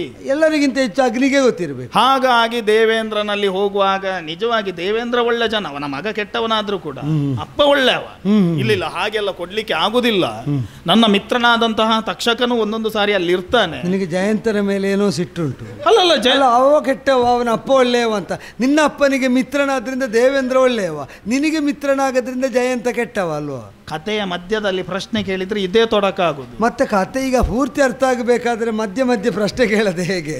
ಬಹುಶಃ ನಿನ್ನ ಜೀವನದಲ್ಲಿ ಹಿಂದೆ ಯಾವುದಾದ್ರೂ ಕೇಳಿದಂತಹ ಕಥೆಯಿಂದಲಾಗಿ ನೀನು ಪರಿತಾಪವನ್ನು ಪಟ್ಟಿದ್ದಿ ಕಾಣುತ್ತದೆ. ಅಲ್ಲ, ನಾವು ಪರಿತಾಪ ಆಗುವ ಸಂತೋಷಜನಕ ಆಗುವ ಕೆಲವು ಕಥೆಯಲ್ಲೆಲ್ಲ ನಾವೇ ಭಾಗಿಯಾಗಿದ್ದೇವೆ. ಅಲ್ಲ, ಇಲ್ಲಿ ನಾನು ಜಯಂತನ ಕುರಿತಾಗಿ ನಾನು ಆಡಿದ್ದಲ್ಲ ಅಲ್ವಾ? ಇದಕ್ಕೆ ಉತ್ತರ ಮತ್ತಿನ ಭಾಗದಲ್ಲಿ ಅದು ಕುತೂಹಲಕರವಾದ ಅಂಶ. ಹೌದು, ಅದೊಂದು ಕಡೆಯಲ್ಲಿ ಇರಲಿ, ಮುಂದಿನ ಭಾಗದಲ್ಲಿ ನಿರೀಕ್ಷಿಸಿ. ಅಲ್ಲ, ಅದೊಂದು ಕಡೆಯಲ್ಲಿ ಇರಲಿ. ಮತ್ತೆ ನನಗೆ ಅಲ್ಲಿ ಇಟ್ಟದನ್ನು ಇಲ್ಲಿ ತರಬೇಕಾದ್ರೆ ನೆನಪು ಮಾಡಬೇಕು. ನೀನೇ ಇಡುದು ನೀನೇ ತರುವುದಾದ್ರೆ ನನಗೆ ಚಿಂತೆ ಇಲ್ಲ, ಆದಿತ್ತು ನೆನಪು ಮಾಡುವ. ಹಾಗಾಗಿ ಕಾಂಡವನವನ್ನು ದಹಿಸುವಂತಹ ಪ್ರಯತ್ನದಲ್ಲಿ ತೊಡಗುವಂತಹ ಕಾಲಕ್ಕೆ ಇಂದ್ರನದನ್ನು ತಡೆಯುವಂತಹ ಕರ್ಮದಲ್ಲಿಯೂ ಕೂಡ ತನ್ನನ್ನು ತಾನು ತೊಡಗಿಸಿಕೊಂಡ. ಸರಿ. ಹಾಗಾಗಿ ಅಲ್ಲಿಯವರೆಗೆ ಅದು ಕಾಂಡವನವನ್ನು ದಹಿಸಲಿಕ್ಕೆ ಅವನಿಗೆ ಸಾಧ್ಯ ಆಗಲಿಲ್ಲ. ಆಗ ಬಂದ್ರು ನೋಡು ಯಾರು, ನಿನ್ನನ್ನು ಸದಾಕಾಲ ಅದೆಲ್ಲ ಎಂಥದ್ದು ಹೇಳಿದನಂತ, ಪಾಂಡವರಲ್ಲಿ ನಾನೇ ಎನ್ನುವುದಾಗಿ ಅವನನ್ನು ಆರಿಸಿಕೊಂಡದ್ದಂತೆ. ಅವ ಯಾರು ಗೊತ್ತಾಯ್ತು? ಈಗ ಅಲ್ಲಿಟ್ಟದನ್ನು ಇಲ್ಲಿಗ ತರ್ತೇನೆ. ದೇವೇಂದ್ರನ ಮಗ ಅರ್ಜುನ ವಿಶ್ವೇಶ್ವರನೊಂದಿಗೆ ಹೋರಾಡಿದವ, ಪ್ರತಿ ಪರಮೇಶ್ವರ ಎನ್ನುವಂತಹ ನೆಗಳತೆಗೆ ಪಾತ್ರನಾದವ. ಹಾಗಂತೇಳಿ ಅವನು ಒಬ್ಬನಿದ್ರೆ ಪ್ರಸಂಗ ಮೇಲೆ ಬೀಳುವುದಿಲ್ಲ. ಅಲ್ಲ, ಈಗ ನನಗೆ ನೀನು ಹೇಳುದು ಕ್ರಮ ನೋಡುವಾಗ ವಿಶ್ವೇಶ್ವರನ ಕೊರಳಲ್ಲಿ ನೀನಿರುವುದೋ ನಿನ್ನ ಕೊರಳಲ್ಲಿ ವಿಶ್ವೇಶ್ವರ ಇರುವುದೋ ಅಂತ ಆಗುವುದು. ಯಾಕೆ? ಅಲ್ಲ ಒಳ್ಳೇದು, ಅದೇ ಹೇಳಿದ ಆತ್ಮವಿಶ್ವಾಸ. ಹೌದಾ? ವಿಶ್ವೇಶ್ವರನಲ್ಲಿ ಹೋರಾಡಿದವ ಅಂತ. ಅಲ್ಲ, ಅವ ನಮ್ಮ ಜನವೇ. ಹಾಗಂತೇಳಿ ಅವನು ಒಬ್ಬನೇ ಇದ್ರೆ ಪ್ರಸಂಗ ಮೇಲೆ ಬೀಳುವುದಿಲ್ಲ, ಒಟ್ಟಿಗೆ ಬೇಕಲ್ವಾ? ವಾಸುದೇವ ಇಬ್ಬರು ಒಟ್ಟಾಗಿ ಈ ಒಂದು ಅದರೊಳಗೆ ಮೊದಲೆಲ್ಲ ಮಾತುಕತೆ ಎಲ್ಲ ನಡೆದಿದೆ ಮತ್ತೆ ನಮಗೆ ಅದರಲ್ಲಿ ಸ್ಪಷ್ಟವಾಗಿ ಗೊತ್ತಿಲ್ಲದಿದ್ರೆ ನಾನು ಹೇಳುವುದಿಲ್ಲ. ಅದು ನಮಗೆ ಹೆಚ್ಚು ಕಡಿಮೆ ಗೊತ್ತುಂಟು. ಕಾಂಡವನ ದಹನಕ್ಕೆ ಅವರಿಬ್ಬರು ತೊಡಗಿದ ಕತೆ ಲೋಕವಿಶ್ರುತವಾದದ್ದು. ಹೌದು, ಅದರ ಹಿನ್ನೆಲೆ ನನಗೆ ಇಷ್ಟು ಸ್ಪಷ್ಟ ಗೊತ್ತಿರಲಿಲ್ಲ. ಆದರೆ ಅದಕ್ಕಾಗಿ ಈಗ ಅಗ್ನಿಗಾಗಿ ಅವರು ದಹಿಸಿದ್ರು ಅಂತ ಸುದ್ದಿ. ಹೌದು, ಅಗ್ನಿದತ್ತವಾದಂತಹ ರಥವು ಬಂತಂತೆ ದಹಿಸುವಂತ. ಹೌದು, ಒಂದು ಸುಡುವುದಕ್ಕಾಗಿ ಏನನ್ನೆಲ್ಲ ಪಡೆದರು. ಹೌದಪ್ಪ, ಸುಡುವುದಕ್ಕಾಗಿ ಈರುವರು ಒಂದಾಗಿ ರಥವನ್ನು ಏರಿ ಕಾಂಡವ ವನವನ್ನು ದಹಿಸುವಂತಹ ಕಾಲ್ಯದಲ್ಲಿ ಇವರ ಅರಣ್ಯ ನಿರ್ಮೂಲನಾ ಕಾರ್ಯಕ್ರಮ ಆಗುವಾಗ ಗ್ರಹಚಾರಕ್ಕೆ ನಾವು ಅಲ್ಲಿದ್ದೆವು. ಅದನ್ನು ಹಾಗೂ ಹೇಳಲಿಕ್ಕೆ ಆಗ್ತದಲ್ವ? ಹೇಗೆ? ಅಲ್ಲ, ಅರಣ್ಯ ನಿರ್ಮೂಲನಾ ಕಾರ್ಯಕ್ರಮ ಅಲ್ಲ, ನಮಗೆ ರಕ್ಷಣೆ ಕೊಟ್ಟದ್ದು ಎನ್ನುವಂತಹ ಕಾರಣ. ಹೌದಪ್ಪ, ಅರಣ್ಯಕರಲ್ವ ನೀವು? ಏನು ಹೇಳಲಿ ಕರ್ಣ? ಈಗ ಯಾವ್ದು ಹೇಳಲಿಕ್ಕೆ ಬಂದದ್ದು ನೀನು? ಕರ್ಮ ಸಕಲರನ್ನು ಬಾಧಿಪುದು. ಅದು ಎಲ್ಲರನ್ನು ಬಾಧಿಸುವ ಮೇಲೆ ಮತ್ತೆ ನೀನು ಪ್ರತ್ಯೇಕ ಹೇಳುದು ಯಾಕೆ? ತಕ್ಷಕನನ್ನು ಬಾಧಿಸಿತು ಆ ಅರ್ಜುನನ ಶರ. ತಕ್ಷಕನು ಅಲ್ಲಿದ್ದನಾ? ಅಲ್ಲ, ತಕ್ಷಕ ಅಂತ ಹೇಳಿದ್ರೆ ಆತ್ಮಾವೈ ಪುತ್ರನಾಮಾಸಿ ಅಂತ ನನ್ನ ಬಗ್ಗೆ ನಾನು ಹೇಳಿ. ನೀನು ಕೆಲವೊಮ್ಮೆ ಅಶ್ವಸೇನ, ಕೆಲವೊಮ್ಮೆ ತಕ್ಷಕ. ಅಲ್ಲ, ನಿನ್ನ ಮನಸ್ಸಲ್ಲಿ ಒಂದುಂಟಲ್ಲ, ನಾನು ಸಣ್ಣ ಜನ ಅವನು ದೊಡ್ಡದು ಅಂತ ಹೇಳಿ ತಕ್ಷಕ ಅಂತ ಹೇಳಿದ. ನನಗೆ ಆ ಪ್ರಾತಿನಿಧ್ಯ ಕಲ್ಪಿಸಿದ್ರೆ ಆಕ್ಷೇಪ ಏನಿಲ್ಲ. ಅಲ್ಲ, ಅವನಿಗೆ ಅದು ಹೇಳಿದ್ದಕ್ಕೂ ತಪ್ಪಾಗುದಿಲ್ಲ. ಯಾಕೆ ಬಲ್ಲೆ, ನಿಜಾರ್ಥದಲ್ಲಿ ಅವನಿಗೆ ಕೂಡ ಅದು ಬಾಧೆ ಬಂದಿದೆ, ಇವನು ಹೂಡಿದ ಶರದಿಂದಲಾಗಿ. ಆ ಕಾಲದಲ್ಲಿ ನನ್ನ ತಾಯಿಯೊಂದಿಗೆ ಆ ಕಾಂಡವನದಲ್ಲಿ ನಾನೂ ವಿಹರಿಸುತ್ತಿದ್ದವ. ಈ ಸುಡುವಾಗ ನೀನಿದ್ದೆ? ಹೌದಪ್ಪ ಕರ್ಣ, ಕೇಳುವಾಗ ವಿನೋದ ಆಗ್ಬಹುದು. ಮಾತೆಯ ಮಡಿಲಲ್ಲಿ ಅವಳ ಮಡಿಲ ಬಿಸಿಯನ್ನು ಅನುಭವಿಸುತ್ತಿದ್ದಂತಹ ನನಗೆ ಅದೊಂದು ಆಪ್ಯಾಯಮಾನವಾದಂತಹ ಬಿಸುಪಲ್ವ. ಏನಿದ್ರು ತಾಯಿ ಅಲ್ವಾ? ಕಂಟಕಪ್ರಾಯವಾದಂತಹ ಬಿಸಿಯಲ್ಲಿಂದ ಬರುವುದು ಎನ್ನುವುದಾಗಿ ನಾನು ಯೋಚನೆ ಮಾಡಿ ಕಣ್ಣು ಬಿಡುವುದಕ್ಕಿಂತ ಮೊದಲಾಗಿ ನನ್ನನ್ನು ಕಚ್ಚಿಕೊಂಡು ನನ್ನ ಮಾತೆಯಾದಂತಹ ತಕ್ಷಕಿ ಸುಡುತ್ತಿರುವಂತಹ ಬೆಂಕಿಯಿಂದ ನನ್ನನ್ನು ತಾಯಿ ಅವಳನ್ನು ರಕ್ಷಿಸಬೇಕು ಎನ್ನುವಂಥ ಉದ್ದೇಶದಿಂದಲ್ಲ, ಮಗನನ್ನು ರಕ್ಷಿಸಬೇಕು ಎನ್ನುವಂಥ ಉದ್ದೇಶದಿಂದ ಮೇಲೆ ಹಾರಿದಳಂತೆ. ಅದೌದು, ಕೆಲವೊಮ್ಮೆ ಮಗನನ್ನು ರಕ್ಷಿಸುವುದಕ್ಕೆ ತಾಯಿ ಯಾವ ನೆಲೆಗೂ ಇಳಿಯುವುದಕ್ಕೆ ಏರುವುದಕ್ಕೆ ಏಸುವುದಿಲ್ಲ, ಅದು ಸರಿ ಉಂಟು. ಅವಳ ಸಂಕಲ್ಪ ಶುದ್ಧವಾದ ಕಾರಣದಿಂದಲೋ ಏನು. ಮತ್ತೆ ನಮಗೆ ತಿಳಿದಂತಹ ವೃತ್ತಾಂತ ಏನು, ತಂದೆಯ ಮಿತ್ರನಾದಂತಹ ದೇವೇಂದ್ರನೇ ಒಂದು ಚಂಡಮಾರುತವನ್ನು ಸೃಷ್ಟಿ ಮಾಡಿ, ಯಾಕಂತ ಹೇಳಿದ್ರೆ ಇವರು ಸುಡುವಂತಹ ಕಾಲದಲ್ಲಿ ಒನಕೆ ಗಾತ್ರದ ಮಳೆಯನ್ನೆಲ್ಲ ಸುರಿಸಿದ್ದ ಎನ್ನುವುದಾಗಿ ಕೇಳಿದ್ದೇವೆ. ಅದಕ್ಕೆ ಚಪ್ಪರ ಮಾಡಿದ್ದಾನೆ ಅಂತ. ಹೌದಪ್ಪ, ಅವನು ಕಟ್ಟಿದಂತಹ ಚಪ್ಪರದಿಂದ ನಾವೀರ್ವರು ಹೊರಗೆ ಹಾರುವಂತೆ ಇಂದ್ರ ಒಂದು ಚಂಡಮಾರುತವನ್ನು ಸೃಷ್ಟಿ ಮಾಡಿದ, ಅದರ ಎಡೆಯಿಂದ ಹೊರಗೆ ಹಾರಿಸಲಿ. ಹೌದು. ಆ ಕಾಲದಲ್ಲಿ ಇವನು ಹೇಳಿದ್ದು ವಾಸುದೇವ ಏನು ಹೇಳಿದ? ಅವನು ಏನು ಹೇಳಿದ? ಇಲ್ಲ ಇದರಲ್ಲಿ ಒಬ್ಬರು ತಪ್ಪಿಸ್ಲಿಕ್ಕಿಲ್ಲ, ಅಗ್ನಿಗೆ ನಾವು ಮಾತನ್ನು ಕೊಟ್ಟಾಗಿದೆ, ಹೂಡು ಎನ್ನುವುದಾಗಿ ಹೇಳಿದೆ. ಇದು ನನಗೆ ಒಂದು ಸ್ಪಷ್ಟವಾಗಿ ಕೇಳಿದೆ ಮಾತ್ರ. ಹೌದು, ಅವ ಹೇಳಿದರೆ ನೀನು ಹೇಳಿದ್ರೆ ನಾನೇನು ಹೇಳಲಿಕ್ಕೆ, ನೀನು ಹೇಳು. ಅಲ್ಲ, ಅವನು ಹೇಳಿದಂತೆ ಮಾಡುವಂತಹ ಇನ್ನೊಬ್ಬನಿದ್ದಾನಲ್ಲ, ಕೃತಾನಂದನ ಪಾರ್ಥ. ಆಗ ನಾವು ಅಲ್ಲಿ ಇಟ್ಟಿದ್ದೇವಲ್ಲ, ಇಂದ್ರನ ಮಗ, ಬತ್ತಳಿಗೆಗೆ ಕೈ ಹಾಕಿದ ಒಂದು ಬಾಣವನ್ನು ಹೂಡಿದ, ನನ್ನನ್ನು ಕಚ್ಚಿಕೊಂಡಿದ್ದಂತಹ ತಾಯಿಯ ಶಿರವನ್ನು ಕತ್ತರಿಸಿ ತಾಯಿ ಇಹಲೋಕದ ಯಾತ್ರೆಯನ್ನು ಮುಗಿಸಿ ಪರಲೋಕದ ಯಾತ್ರೆಯನ್ನು ಗೈದಳು ಕರ್ಣ. ಅವನು ಸುಟ್ಟದ್ದು ಕಾಂಡವ ವನವನ್ನಲ್ಲ, ನನ್ನ ಜೀವನವನ್ನು. ಅವನು ಕಸಿದುಕೊಂಡದ್ದು ವನವನ್ನಲ್ಲ, ನನ್ನ ಯೌವನವನ್ನು. ಅವನು ಕತ್ತರಿಸಿದ್ದು ನನ್ನ ಬಾಲವನ್ನಲ್ಲ, ನನ್ನ ಬಾಲ್ಯವನ್ನು. ಹೀಗೆ ಅನ್ಯಾಯ ಮಾಡಿದಂತಹ ಅರ್ಜುನನನ್ನು ಕೊಲ್ಲುತ್ತೇನೆ. ಅದ್ಯಾಕೆ?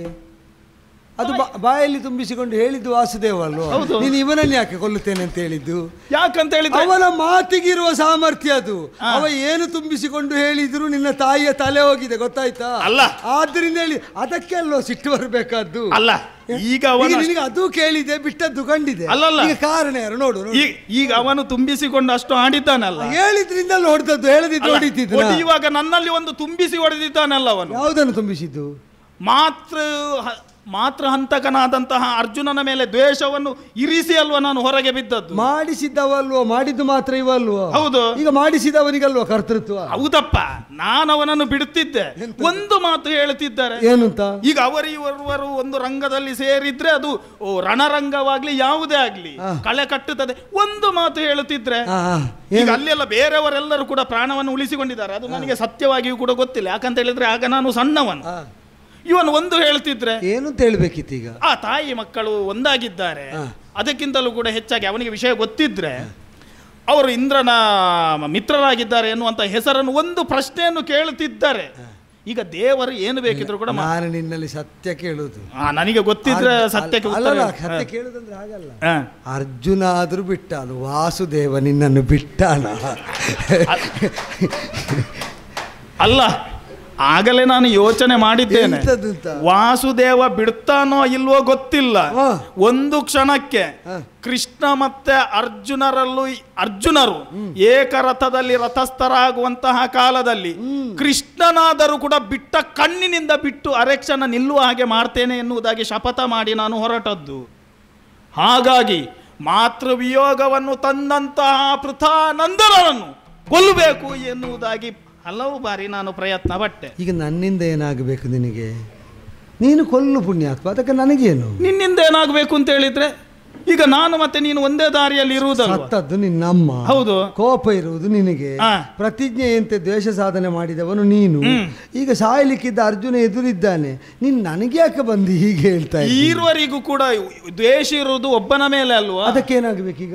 ಈಗ ನೀನು ಮತ್ತೊಮ್ಮೆ ನನ್ನನ್ನು ಹೂಡಿದೆ ಅಂತ ಹೇಳಿ ಆದ್ರೆ ಆ ಕಾಂಡವ ನಿನಗ ಒಂದು ವಿಷಯ ಮಾಡ್ತೇನೆ. ಶಂಸಪ್ತಕರು ಅಂತ ತ್ರಿಗರ್ಥದ ಸುಶರ್ಮನಿಂದ ಮೊದಲುಗೊಂಡು ಅದು ಕಡಿದಷ್ಟು ನಾಶ ಆಗದ ವರ್ಗ. ಅರ್ಜುನನ ಮೇಲೆ ಬಿಡದೆ ದ್ವೇಷ ಉಂಟು. ಅವರ ಜೊತೆಯಲ್ಲಿ ಏನಾದ್ರೂ ಒಪ್ಪಂದ ಮಾಡಿಕೊಂಡು ಏನಾದ್ರೂ ಆಗ್ತದ ನೋಡಿ, ನಾನು ಮುಂದುವರಿಸ್ತೇನೆ. ಅಲ್ಲಲ್ಲ, ಹಾಗೆ ಅಲ್ಲ. ಅದ್ಯಾಕೆ? ಅದು ಸಮಾನ ದುಃಖಿಗಳು ಬೇಕಲ್ವಾ? ನನ್ನಮ್ಮನ ನಾವು ಕೊಂದಿದ್ದ. ಅಲ್ಲಲ್ಲ, ಹಾಗೆ ಅಲ್ಲ. ಈಗ ಸಪ್ತಕರ ಬಳಿಗೆ ನಾನು ಎಲ್ಲಿಯಾದ್ರೂ ಹೋದ್ರೆ ಈಗ ನೀನು ಇಷ್ಟು ನನ್ನ ಮಾತನ್ನು ಕೇಳುವ ಒಂದು ತಾಳ್ಮೆಯನ್ನಾದ್ರೂ ವಹಿಸಿದ್ದಿ, ಅವರ ಬಳಿಗೆ ನಾನು ಸಾರ್ಲಿಕ್ಕೆ ಆಗ್ಲಿಕ್ಕಿಲ್ಲ. ಈಗ ಯಾವುದಿಲ್ಲದಿದ್ರೂ ಕೂಡ ತಾಯಿಯ ವಿಯೋಗ ಎನ್ನುವಂತಹ ಒಂದು ಹೆಸರನ್ನು ಕೇಳಿದ್ರೆ, ಆ ವಿಯೋಗ ಬಿಡು, ತಾಯಿ ಎನ್ನುವಂತಹ ಮಾತನ್ನು ಕೇಳಿದ್ರೆ ಸಾಕು. ಈಗ ತಾಯಿ ಇಲ್ಲದವರ ಕಷ್ಟ ಗೊತ್ತಾಗುವುದು ತಾಯಿ ಇಲ್ಲದವರಿಗೆ ಅಲ್ವಾ? ಇವ ತಾಯಿ ಇಲ್ಲದ ಯಾರಿಗೆ ತಾಯಿ ಇಲ್ವೋ? ಈಗ ನನಗೆ ತಾಯಿ ಇಲ್ಲ, ನಿನಗಿಲ್ಲ. ಹೌದು, ನನಗೆ ನಿನಗೆ ಕೂಡ ನನಗಿರುವುದು ನಿನಗೆ ಗೊತ್ತಿಲ್ಲ ಅಷ್ಟೇ ಅಲ್ವಾ? ಅಷ್ಟೇ ವಿಷಯ. ನನಗೆ ಇಲ್ಲದಾದದ್ದಲ್ಲ, ನನಗಿರುವುದು ನಿನಗೆ ಗೊತ್ತಿಲ್ಲ. ಗೊತ್ತಿಲ್ಲದಿರುವುದು ಬೇರೆ, ಇಲ್ಲದಿರುವುದು ಬೇರೆ. ನೀನು ಎಲ್ಲ ಒಟ್ಟು ಮಾಡಿ ನಿನಗೆ ಈಗ ಅವ ಹೊಡೆದದ್ದೆಲ್ಲಿಗೆ ನಿನಗೆ? ಬಾಲಕ್ಕೆ. ಈಗ ಬಾಲ ಅಲ್ಲ ಹೊಡೆದದ್ದು ತಾಯಿಯ ಶಿರಕ್ಕೆ, ತಾಯಿ ತಲೆಯನ್ನು ಕಳೆದುಕೊಂಡು ನಿನಗೆ ಹೊಡೆದದ್ದು ಬಾಲಕ್ಕೆ. ಈಗ ಅದಿಲ್ವಾ? ಬಾಲ ಇಲ್ಲಲ್ಲ, ಅದಕ್ಕೆ ನಿನಗೆಲ್ಲ ಹಿಂದೆ ಮುಂದೆ ಆಗುದು. ಇರ್ಲಿ. ಈಗ ನಾನು ಈಗ ನಿನಗೆ ವಿರೋಧ ಇರ್ಬೋದು, ಹೌದು, ಅವನಿಗೆ ಹೊಡಿಬಹುದು ಅಂತ ಹೊಡಬೇಕು ಅಂತ ಇರ್ಬೋದು. ಅದಕ್ಕೆ ನಾನು ಆಗ ಬಿಡುವಾಗ ಆ ಪರಶುರಾಮದತ್ತ ಶರದಲ್ಲಿ ಅವರಿಟ್ಟ ಶಕ್ತಿ ಇತ್ತು, ಅದು ಒಂದು ಸಲ ಹೊಡಿಲಿಕ್ಕಿದ್ದದ್ದು. ಅದನ್ನು ನೀನು ಹೊತ್ತುಕೊಂಡು ಬಂದು ಈಗ ಏನು ಮಾಡ್ಲಿಕ್ಕೆ ಆಗುದಿಲ್ಲ, ಅದೆಲ್ಲ ಒಂದೇ ಸಲ ಹೊಡೆಯುವುದು ಬಾಣ. ಮತ್ತೊಮ್ಮೆ ಹೂಡಿದೆ ಅಂತ ಹೇಳಿ ಆದ್ರೆ ಅದರಲ್ಲಿ ಆಗ ಶಕ್ತಿ ಇಟ್ಟದ್ದು ಪರಶುರಾಮರು, ಅದರಿಂದ ಹೋದ ಬಾಣ ಅದು. ಅದನ್ನು ಮತ್ತೆ ಯಾಕೆ ನೀನು ಹೊತ್ತುಕೊಂಡು ಬಂದದ್ದು? ಪುಣ್ಯಾತ್ಮ, ತುಂಬಾ ನಿರೀಕ್ಷೆಯಲ್ಲಿ ಬಂದಿದ್ದೇನೆ. ಯಾವುದಕ್ಕೆ ನಿರೀಕ್ಷೆ? ಇವತ್ತು ನಾನು ಹಿಂದೆ ನೋಡ್ಲಿಕ್ಕಿಲ್ಲ, ಮುಂದೆ ಹೋಗುವುದು ಎನ್ನುವಂತ ನಿನಗೆ ಬರುವುದೇ ಹೌದಾದ್ರೆ ನಿನಗೆ ಆಗ ಬರಬಹುದಿತ್ತಲ್ಲ. ಈ ಬಾಣ ತೆಗೆದಾಗಲೇ ಈಗ ಈ ನಿನ್ನ ಏನು ಮಾಡಬೇಕು ಅಂತ ನಿನ್ನ ನಿರೀಕ್ಷೆ? ಅಲ್ಲಲ್ಲ, ನೀನು ಆಗ ಒಂದು ಶಲ್ಯರ ಮಾತು ಕೇಳ್ತಿದ್ರೆ ಆಗ್ತಿತ್ತು. ಅದು ನಮಗೆ ಸಂಬಂಧಿಸಿದ. ಈಗ ಕೇಳುವುದೋ ಬೇಡುವ ಎಂಬುದು ಬೇರೆ ವಿಷಯ. ಉರಗಮುಖಿಯಾದ ಅಸ್ತ್ರದ ಕುರಿತಾಗಿ ನಿನಗೆ ಮೋಹ ಇದ್ರೆ ಆಗ ಬಿಡುವ ಮೊದಲೇ ಬರಬೇಕಿತ್ತಲ್ಲ, ಆಗ ಎಲ್ಲಿದ್ದೆ ನೀನು? ಅಲ್ಲಲ್ಲ, ಹಾಗೆಲ್ಲ. ನೀನು ಮೊದಲೇ ಒಂದು ವೇಳೆ ಬಿಡುತ್ತಿದ್ದರೆ ನಾನು ಎನಿಸಿದ್ದು ಏನು, ಮೊದಲ ಸಾರಿ ಬಿಡುವಾಗಲೇ ನನ್ನ ಕಾರ್ಯ ಸಾಧನೆ ಆಗುತ್ತದೆ. ಅದೀಗ ನಾನು ಈಗ ಮೊದಲ ಸಾರಿ ಬಿಟ್ಟ ಬಾಣದಲ್ಲಿ ನಾನು ಅವನ ತಲೆ ಕಡಿದೆ ಅಂತಲೇ ಇಟ್ಟುಕೊಳ್ಳುವ, ನಿನ್ನ ಕಾರ್ಯ ಸಾಧನೆ ಆಗುದು ಹೇಗೆ? ನಿನಗಿರುವುದು ನೀನು ಹೊಡೆಯುವುದು ಅಂತಲ್ವಾ? ಈಗ ನಾನು ಬಿಟ್ಟ ಬಾಣದಲ್ಲಿ ತಲೆ ಹೋದ್ರೆ ನೀನು ಕೊಂದಾಗ ಆಗುದು ಹೇಗೆ? ಕಾರಣ ಪುಣ್ಯಾತ್ಮ ಅವ ಅದರಲ್ಲಿ ಇದ್ದ. ಪುಣ್ಯಾತ್ಮ, ಅದು ನಿನಗೆ ವಿಷಯ ಗೊತ್ತಿಲ್ವಾ? ನೀನು ಹೇಳಿದ್ಯಾ? ಅಲ್ಲ, ಹೇಳುವುದಲ್ಲ. ನೀನು ಆ ಬಾಣವನ್ನು ಇವತ್ತೇನು ಮೊದಲು ನೋಡುವುದಲ್ವಲ್ಲ. ನೀನು ಅದಕ್ಕೆ ಪೂಜೆಯನ್ನು ಮಾಡುವಾಗ, ಬಲಿಯನ್ನು ಕೊಡುವಾಗ ಈ ರೀತಿಯಾಗಿ ಅದು ವಿಜೃಂಭಿಸಿದ್ದುಂಟ. ಇವತ್ತು ನೀನು ಕೈಯಲ್ಲಿ ತೆಗೆಯುವಾಗಲೇ ನಿನ್ನ ಹಿಂಬಾಲಕರೆಲ್ಲರೂ ಕೂಡ ಹೇಳಿದ್ದಾರೆ, ಮುಗಿಲೊಳಗಿನ ರವಿಯಂದದಿ ಫಣಿಶರ ಎನ್ನುವುದಾಗಿ. ನಿನಗೆ ಒಂದು ಸಾರಿ ಸಂಶಯ ಆಗಲಿಲ್ವೋ, ನಾನು ಯಾವುದನ್ನೂ ಕೂಡ ಆವಾಹಿಸದೆ ಯಾವತ್ತು ನನ್ನ ಹಿಡಿತಕ್ಕೆ ಸಿಕ್ಕುವುದಿಲ್ಲ ಎನ್ನುವುದಾಗಿ? ಆ ರೀತಿಯಾಗಿ ರೌದ್ರಾಸ್ತ್ರ ವಿಜೃಂಭಿಸಬೇಕು ಅಂತೇಳಿ ಆದರೆ ಅದು ಕೇವಲ ನೀನು ಆರಾಧಿಸುತ್ತಿದ್ದಂತಹ ಬಾಣದ ಪ್ರಭಾವ ಎನ್ನುವುದಾಗಿ ತಿಳಿಬೇಕಾದದ್ದಿಲ್ಲ. ಅದರೊಳಗೆ ನಾನು ಆವಾಹಿತನಾಗಿದ್ದೆ. ನನ್ನ ಆವಾಹನೆ ಆದದ್ದಕ್ಕೆ ಅಷ್ಟೆಲ್ಲ ಏರುಪದ ಬಂದದ್ದಾಗ ನೀನು ಆವಾಹಿತನಾದ ಬಾಣವನ್ನು ನಾನು ಗುರುಗಳು ಕೊಟ್ಟದ್ದು ಅಂತ ತಿಳಿದು ಬಿಟ್ಟದ್ದು. ಹೌದು, ಈಗ ಸಂತೋಷ ಆಯ್ತಾ? ಈಗ ನೀನೀಗ ಅದಕ್ಕಾಗಿ ಕಚ್ಚಿಕೊಂಡು ಬಂದದ್ದು. ಹೌದು, ಮತ್ತೊಮ್ಮೆ ಹೂಡು ಪುಣ್ಯ.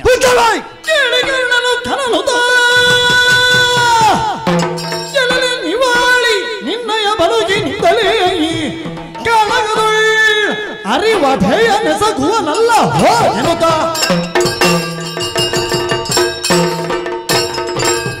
ನೀವಾಳಿ ರಾಧೆ ಎಂತದ ಹೂಡು ಅಂತ ಎಂತದಲ್ಲಿ ಹೂಡುವುದು? ಬಾಣವನ್ನು ನೀನಿದ್ದದ್ದರಿಂದ ಅದು ವಿಶೇಷ. ನಿಮಗೆ ನಿಮ್ಮ ವರ್ಗದ ಪೂಜ್ಯವಾದ ನಾಗಗಳನ್ನು ಪೂಜಿಸುವುದಕ್ಕೆ ಮಂಡಲ ಹಾಕುವುದು ಗೊತ್ತುಂಟಾ? ಹೌದು, ಕೇಳಿದ್ದೇನೆ. ಆ ಮಂಡಲ ಹಾಕುವ ವೇಳೆಯಲ್ಲಿ ನಾಗ ಪೂಜನವನ್ನು ಮಾಡುವಾಗ ನಿಮ್ಮ ಪ್ರಾತಿನಿಧ್ಯ ವಹಿಸಿದವರ ಮೈ ಮೇಲೆ ಬರುವುದು ಯಾಕೆ ಅಂತ ಗೊತ್ತುಂಟಾ? ಯಾಕೆ? ಎಂತದಕ್ಕೆ? ಅದು ನಾಗನ ನುಡಿಯನ್ನು ಕೇಳುವುದಕ್ಕೆ. ಮೊದಲನೇ ದಿವಸ ಪೂಜೆ ಮಾಡುವಾಗ ಬರಲಿಲ್ಲ, ಅವತ್ತು ಮಾತ್ರ ಬರುವುದು ಯಾಕೆ? ಹಾಗೆ ನಾನು ತಿಳಿದದ್ದು. ಹಾಗೆ ಕೈಗೆತ್ತಿಕೊಂಡಾಗ ಪ್ರಯೋಗ ವೇಳೆಯಲ್ಲಿಯೂ ನನ್ನಿಂದ ಉಪಾಸಿತವಾದಂತಹ ಮಾರ್ಗಣ ಸೂಚಿಸುವ ವಿಶಿಷ್ಟ ಪರಿಣಾಮ ಅಂತ ಭಾವಿಸಿದ್ರೆ ಕೆಟ್ಟ ಸರ್ಪವೇ. ಅರೆಗಡಿದ ಸರ್ಪ ಬಂದು ತಾನು ಒಳ ಹೊಕ್ಕುವಾಗ ಕೇಳಲಿಲ್ಲ ಬೇರೆ, ನನ್ನ ಗುರುಗಳು ಕೊಟ್ಟ ಶಕ್ತಿಯನ್ನು ದುಷ್ಟನಾಗವೇ ದುಷ್ಟ. ಮತ್ತೆಂಥದ್ದು? ಪರಶುರಾಮ ದತ್ತವಾದಂತಹ ಸಿದ್ಧಮಂತ್ರ ಶರ, ಅದು ಅದರಷ್ಟಕ್ಕೆ ಹೋದದಿದ್ರೆ ಪರಿಣಾಮ ಬೇರಾಗ್ತಿತ್ತೋ ಏನೋ. ಅದೆಲ್ಲವನ್ನು ಕೆಡಿಸಿದ್ದಲ್ಲದೆ ಮರಳಿ ಬಂದು ಕಾಳಗದಲ್ಲಿ ನಾನು ಅರಿವಧೆಯನ್ನೆಸಗುವುದಕ್ಕೆ ಪರರ ಹಂಗನ್ನು ಪಡೆಯುವಂತೆ ಪ್ರಚೋದಿಸಿದ ನಿನ್ನನ್ನು ಅವ ಬಾಲ ಮಾತ್ರ ಕಡಿದು ಬಿಟ್ಟಿದ್ದಾನೆ. ನಾನು ಇನ್ನು ಮಾತಾಡಿದರೆ ಕುತ್ತಿಗೆ ಕಡಿದ್ದಾನೆ. ತಪ್ಪು. ಹಾಗೆಲ್ಲ ದುಡುಕಿನ ನಿರ್ಧಾರಗಳನ್ನು ಕೈಗೊಳ್ಳಬಾರದು. ಕಾರಣ ಎಂಥದಿಲ್ಲ ದುಡುಕಿನದ್ದು. ಇಲ್ಲದಿದ್ದರೆ ದುಷ್ಟನಾಗ ನಾನಲ್ಲ. ಮತ್ತೆ ಹೇಳಿ ಕೇಳಿ ಬರ್ಲಿಕ್ಕೆ ಏನು ನಿನಗೆ? ವಿಶಿಷ್ಟನಾಗ ನಾನು. ಎಂತದ್ದು ವಿಶಿಷ್ಟನಾಗ? ಈಗ ನಿನಗೆ ಅದು ಶಿಷ್ಟತೆಯನ್ನು ಬಿಟ್ಟನಾಗ ಅಂತ, ವಿಗತ ಶಿಷ್ಟನಾದನಾಗ ಅಂತ ಹಾಗೆಲ್ಲ ಹೇಳಲಿಕ್ಕೆ ಅದಕ್ಕೆ ಹಾಗೊಂದು ಅರ್ಥ ಉಂಟು. ಹೌದಾ? ನನಗೆ ಅದು ಅರ್ಥ ಹೇಳಿಕೊಡ್ಲಿಲ್ಲ. ಅಲ್ಲ, ಈಗ ನಾನು ಹೇಳಿಕೊಟ್ಟದ್ದು ಅದಕ್ಕೆ. ಇನ್ನು ಮುಂದೆ ಈಗ ನೀನು ಹೇಳುವಾಗ ನನಗೆ ಒಂದು ನೆನಪಾದದ್ದು. ಎಂತದು? ನೀನು ನಾಗಬಲಿದ್ದೆಲ್ಲ ಹೇಳಿದ್ಯಲ್ಲ. ಹೌದು. ಪಂಚಗವ್ಯ ಕೊಡ್ತಾರೆ ಗೊತ್ತುಂಟ ನಿನಗೆ? ಈಗ ಎಲ್ಲಿಯ ಪಂಚಗವ್ಯ ಹೇಳುದು? ನಾಗಲೋಕದ ಭೂಲೋಕದ? ಅಲ್ಲ, ಭೂಲೋಕದ್ದೇ. ಮೊದಲು ಕೊಡುವುದು ಯಾವುದಕ್ಕೆ? ಪ್ರಥಮಂ ದೇಹ ಶುದ್ಧ್ಯರ್ಥಂ. ಅದಕ್ಕೆ ಈಗ ನೀನು ಹೇಳಿದಾಗೆ ನನ್ನಲ್ಲಿ ಏನೋ ಒಂದು ದೋಷ ಇತ್ತಪ್ಪ. ಮೊದಲನೇ ಪ್ರಯೋಗದಲ್ಲಿ ಆ ದೋಷಗಳೆಲ್ಲವೂ ಕೂಡ ಹೋಯ್ತು ಅಂತೇಳಿ ನಾವು ಒಂದು ಇಟ್ಟುಕೊಳ್ಳುವ. ಪ್ರಥಮಂ ದೇಹ ಶುದ್ಧ್ಯರ್ಥಂ. ಈಗ ಎರಡನೇದು ಹೂಡಿದ್ರೆ ಏನಾಗ್ತದೆ ಗೊತ್ತಾಗ್ತದೆ? ದ್ವಿತೀಯಂ ಕಾರ್ಯ ಸಾಧನ. ಹಾಗಾಗಿ ನಮ್ಮ ಕಾರ್ಯ ಸಾಧನೆ ಆಗ್ತದೆ.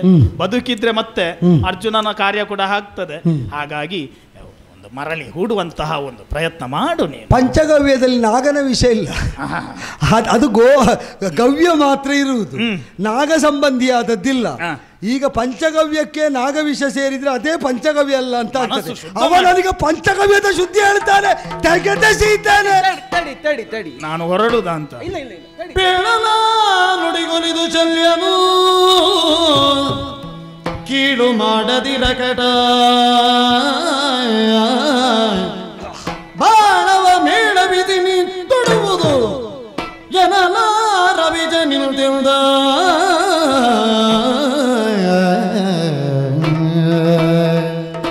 ನಾನು ಹೊರಡ್ತೇನೆ. ತಡಿ ನೀವು ದಾರಿ ಬಿಡಿ, ಅದು ಹೋಗಿಲ್ಲ ಎಲ್ಲಿಂದ? ಅಲ್ಲ, ಅದು ಹೋಗುವುದಕ್ಕಾಗಿ ಬಂದ ಶರವೇ ಸರ್ಪವೇ ಅಲ್ಲ ಅದು ನಿವಾಳಿ. ಅದನ್ನು ನಿವಾರಿಸಿ ಎಸಿಬೇಕು. ಅವನು ಪ್ರಯೋಗ ಮಾಡುದಿಡು, ಮಾತಾಡ್ಲಿಕ್ಕೆ ಬಿಡುವುದಿಲ್ಲ ಪುಣ್ಯಾತ್ಮ. ನಾನು ಏನು ಮಾಡುದು? ಒಂದು ನಿಮಿಷ ಇಬ್ಬರು ಸೈರಿಸಿ. ಕರ್ಣ, ಎಂತೆಂತ ಸರ್ಪಾಸ್ತ್ರಗಳಿಗೆಲ್ಲ ಅವಕಾಶ ಮಾಡಿಕೊಟ್ಟಿ ನೀನು. ಎಂತೆಂತ ಸರ್ಪಾಸ್ತ್ರ? ಅಲ್ಲ, ನಾನು ಸರ್ಪಾಸ್ತ್ರಗಳ ಜೊತೆಯಲ್ಲಿ ಸಂಸಾರ ಹುಟ್ಟಿದಾಗ ಹಾಗಲ್ಲ, ಮತ್ತೆ ಕೀಳು ಅಂತ ಪರಿಗಣಿಸಬಹುದಾದ ಅಸ್ತ್ರಗಳಿಗೆಲ್ಲ ಅವಕಾಶ ಮಾಡಿಕೊಟ್ಟು. ಶಲ್ಯರೇ, ನೀವೊಂದು ಸತ್ಯ ಹೇಳಬೇಕು. ಮೊದಲು ಎಷ್ಟೋ ನೀವು ಸರ್ಪಾಸ್ತ್ರಗಳನ್ನು ನೋಡಿದ್ದೀರಿ. ಹೌದಪ್ಪ, 4-5 ಬಿಟ್ಟಿದ್ದಾನೆ, ಒಂದು ಪ್ರಯೋಜನಕ್ಕೆ ಬರಲಿಲ್ಲ. ನನ್ನದು ಒಳ್ಳೇದಾಗಿದೋ ಇಲ್ವೋ ಗೊತ್ತಿಲ್ಲ, ಹಾಗಂತೇಳಿ ಕೆಟ್ಟದಾಗ್ಲಿಲ್ಲ. ಅಲ್ಲ, ಕೆಟ್ಟದಾಗ್ಲಿಲ್ಲ. ನಿನ್ನದೊಂದು ಅಧಿಕ ಪ್ರಸಂಗ ಏನಾಯ್ತು ಗೊತ್ತುಂಟು? ನಿನ್ನದು ಅನುಕರಣ ಹೆಚ್ಚಾಯ್ತು. ನಿನಗೆ ಅಧಿಕಾರ ಮಾಡ್ಲಿಕ್ಕೆ ಹೇಳಿದ್ದು. ನೀವು ಎಲ್ಲಿಯದ್ದು ಮಾತಾಡುವುದು, ಎಂತದ್ದು ಯಾರದ್ದು ಮಾತಾಡುದು, ಎಂತದ್ದು ವಿಷಯ? ಕಾರಣ ಈಗ ಒಂದು 4-5 ಅಸ್ತ್ರಗಳನ್ನ ಸರ್ಪಾಸ್ತ್ರಗಳಂತ ಹೇಳುವ. ಹೌದು, ಬಿಟ್ಟಿದ್ದಿ. ಅದಾಗಲ್ವಾ? ಹೌದಪ್ಪ, ಕೃಷ್ಣರನ್ನು ಲಕ್ಷ್ಯವಾಗಿಸಿ ಪ್ರಯೋಗಿಸಿದ್ದಿ. ಆ ಅರ್ಧದಲ್ಲಿ ತುಂಡರಿಸಿದ್ದಾನೆ. ಅದು ಹೊಡೆದು ಮರಳಿ ಬರುವುದಕ್ಕೆ ಹೊರಟಿತ್ತು, ಆಗ ಮಧ್ಯದಲ್ಲಿ ತುಂಡರಿಸಲ್ಪಟ್ಟಿತ್ತು. ನಿಜವಾಗಿ ಕೀಳು ಅದು ಇದಲ್ಲ. ಇದಕ್ಕೂ ಗತಿ ಅದುವೇ ಶಲ್ಯರೇ.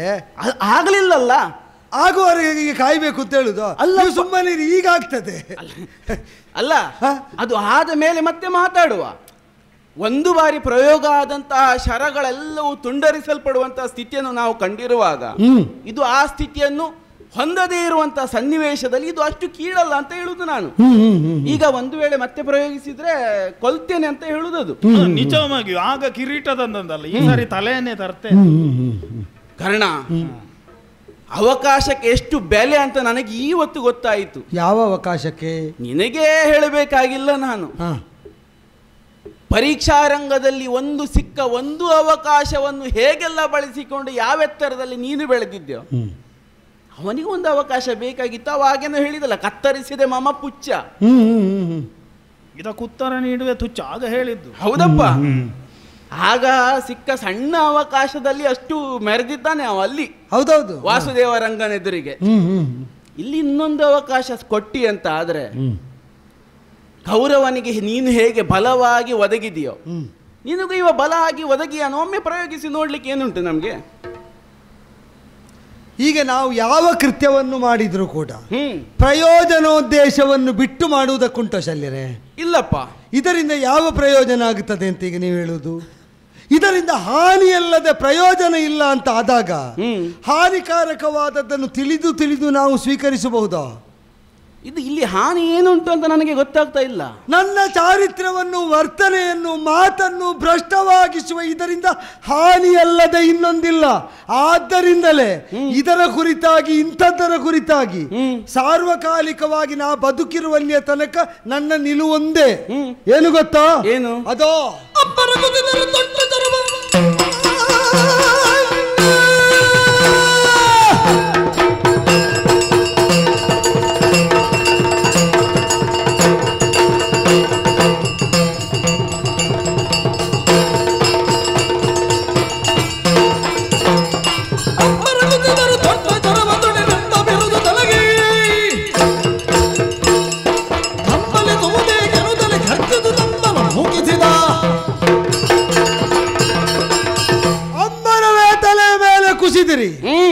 ಅಥವಾ ಸಾಗರವೇ ಬೋರ್ಗರಿದು ಬಂದು ಒಡಲೊಳಗೆ ನನ್ನನ್ನು ಸೇರಿಸ್ತೇನೆ ಅಂತ ಬೆದರಿಸಲಿ.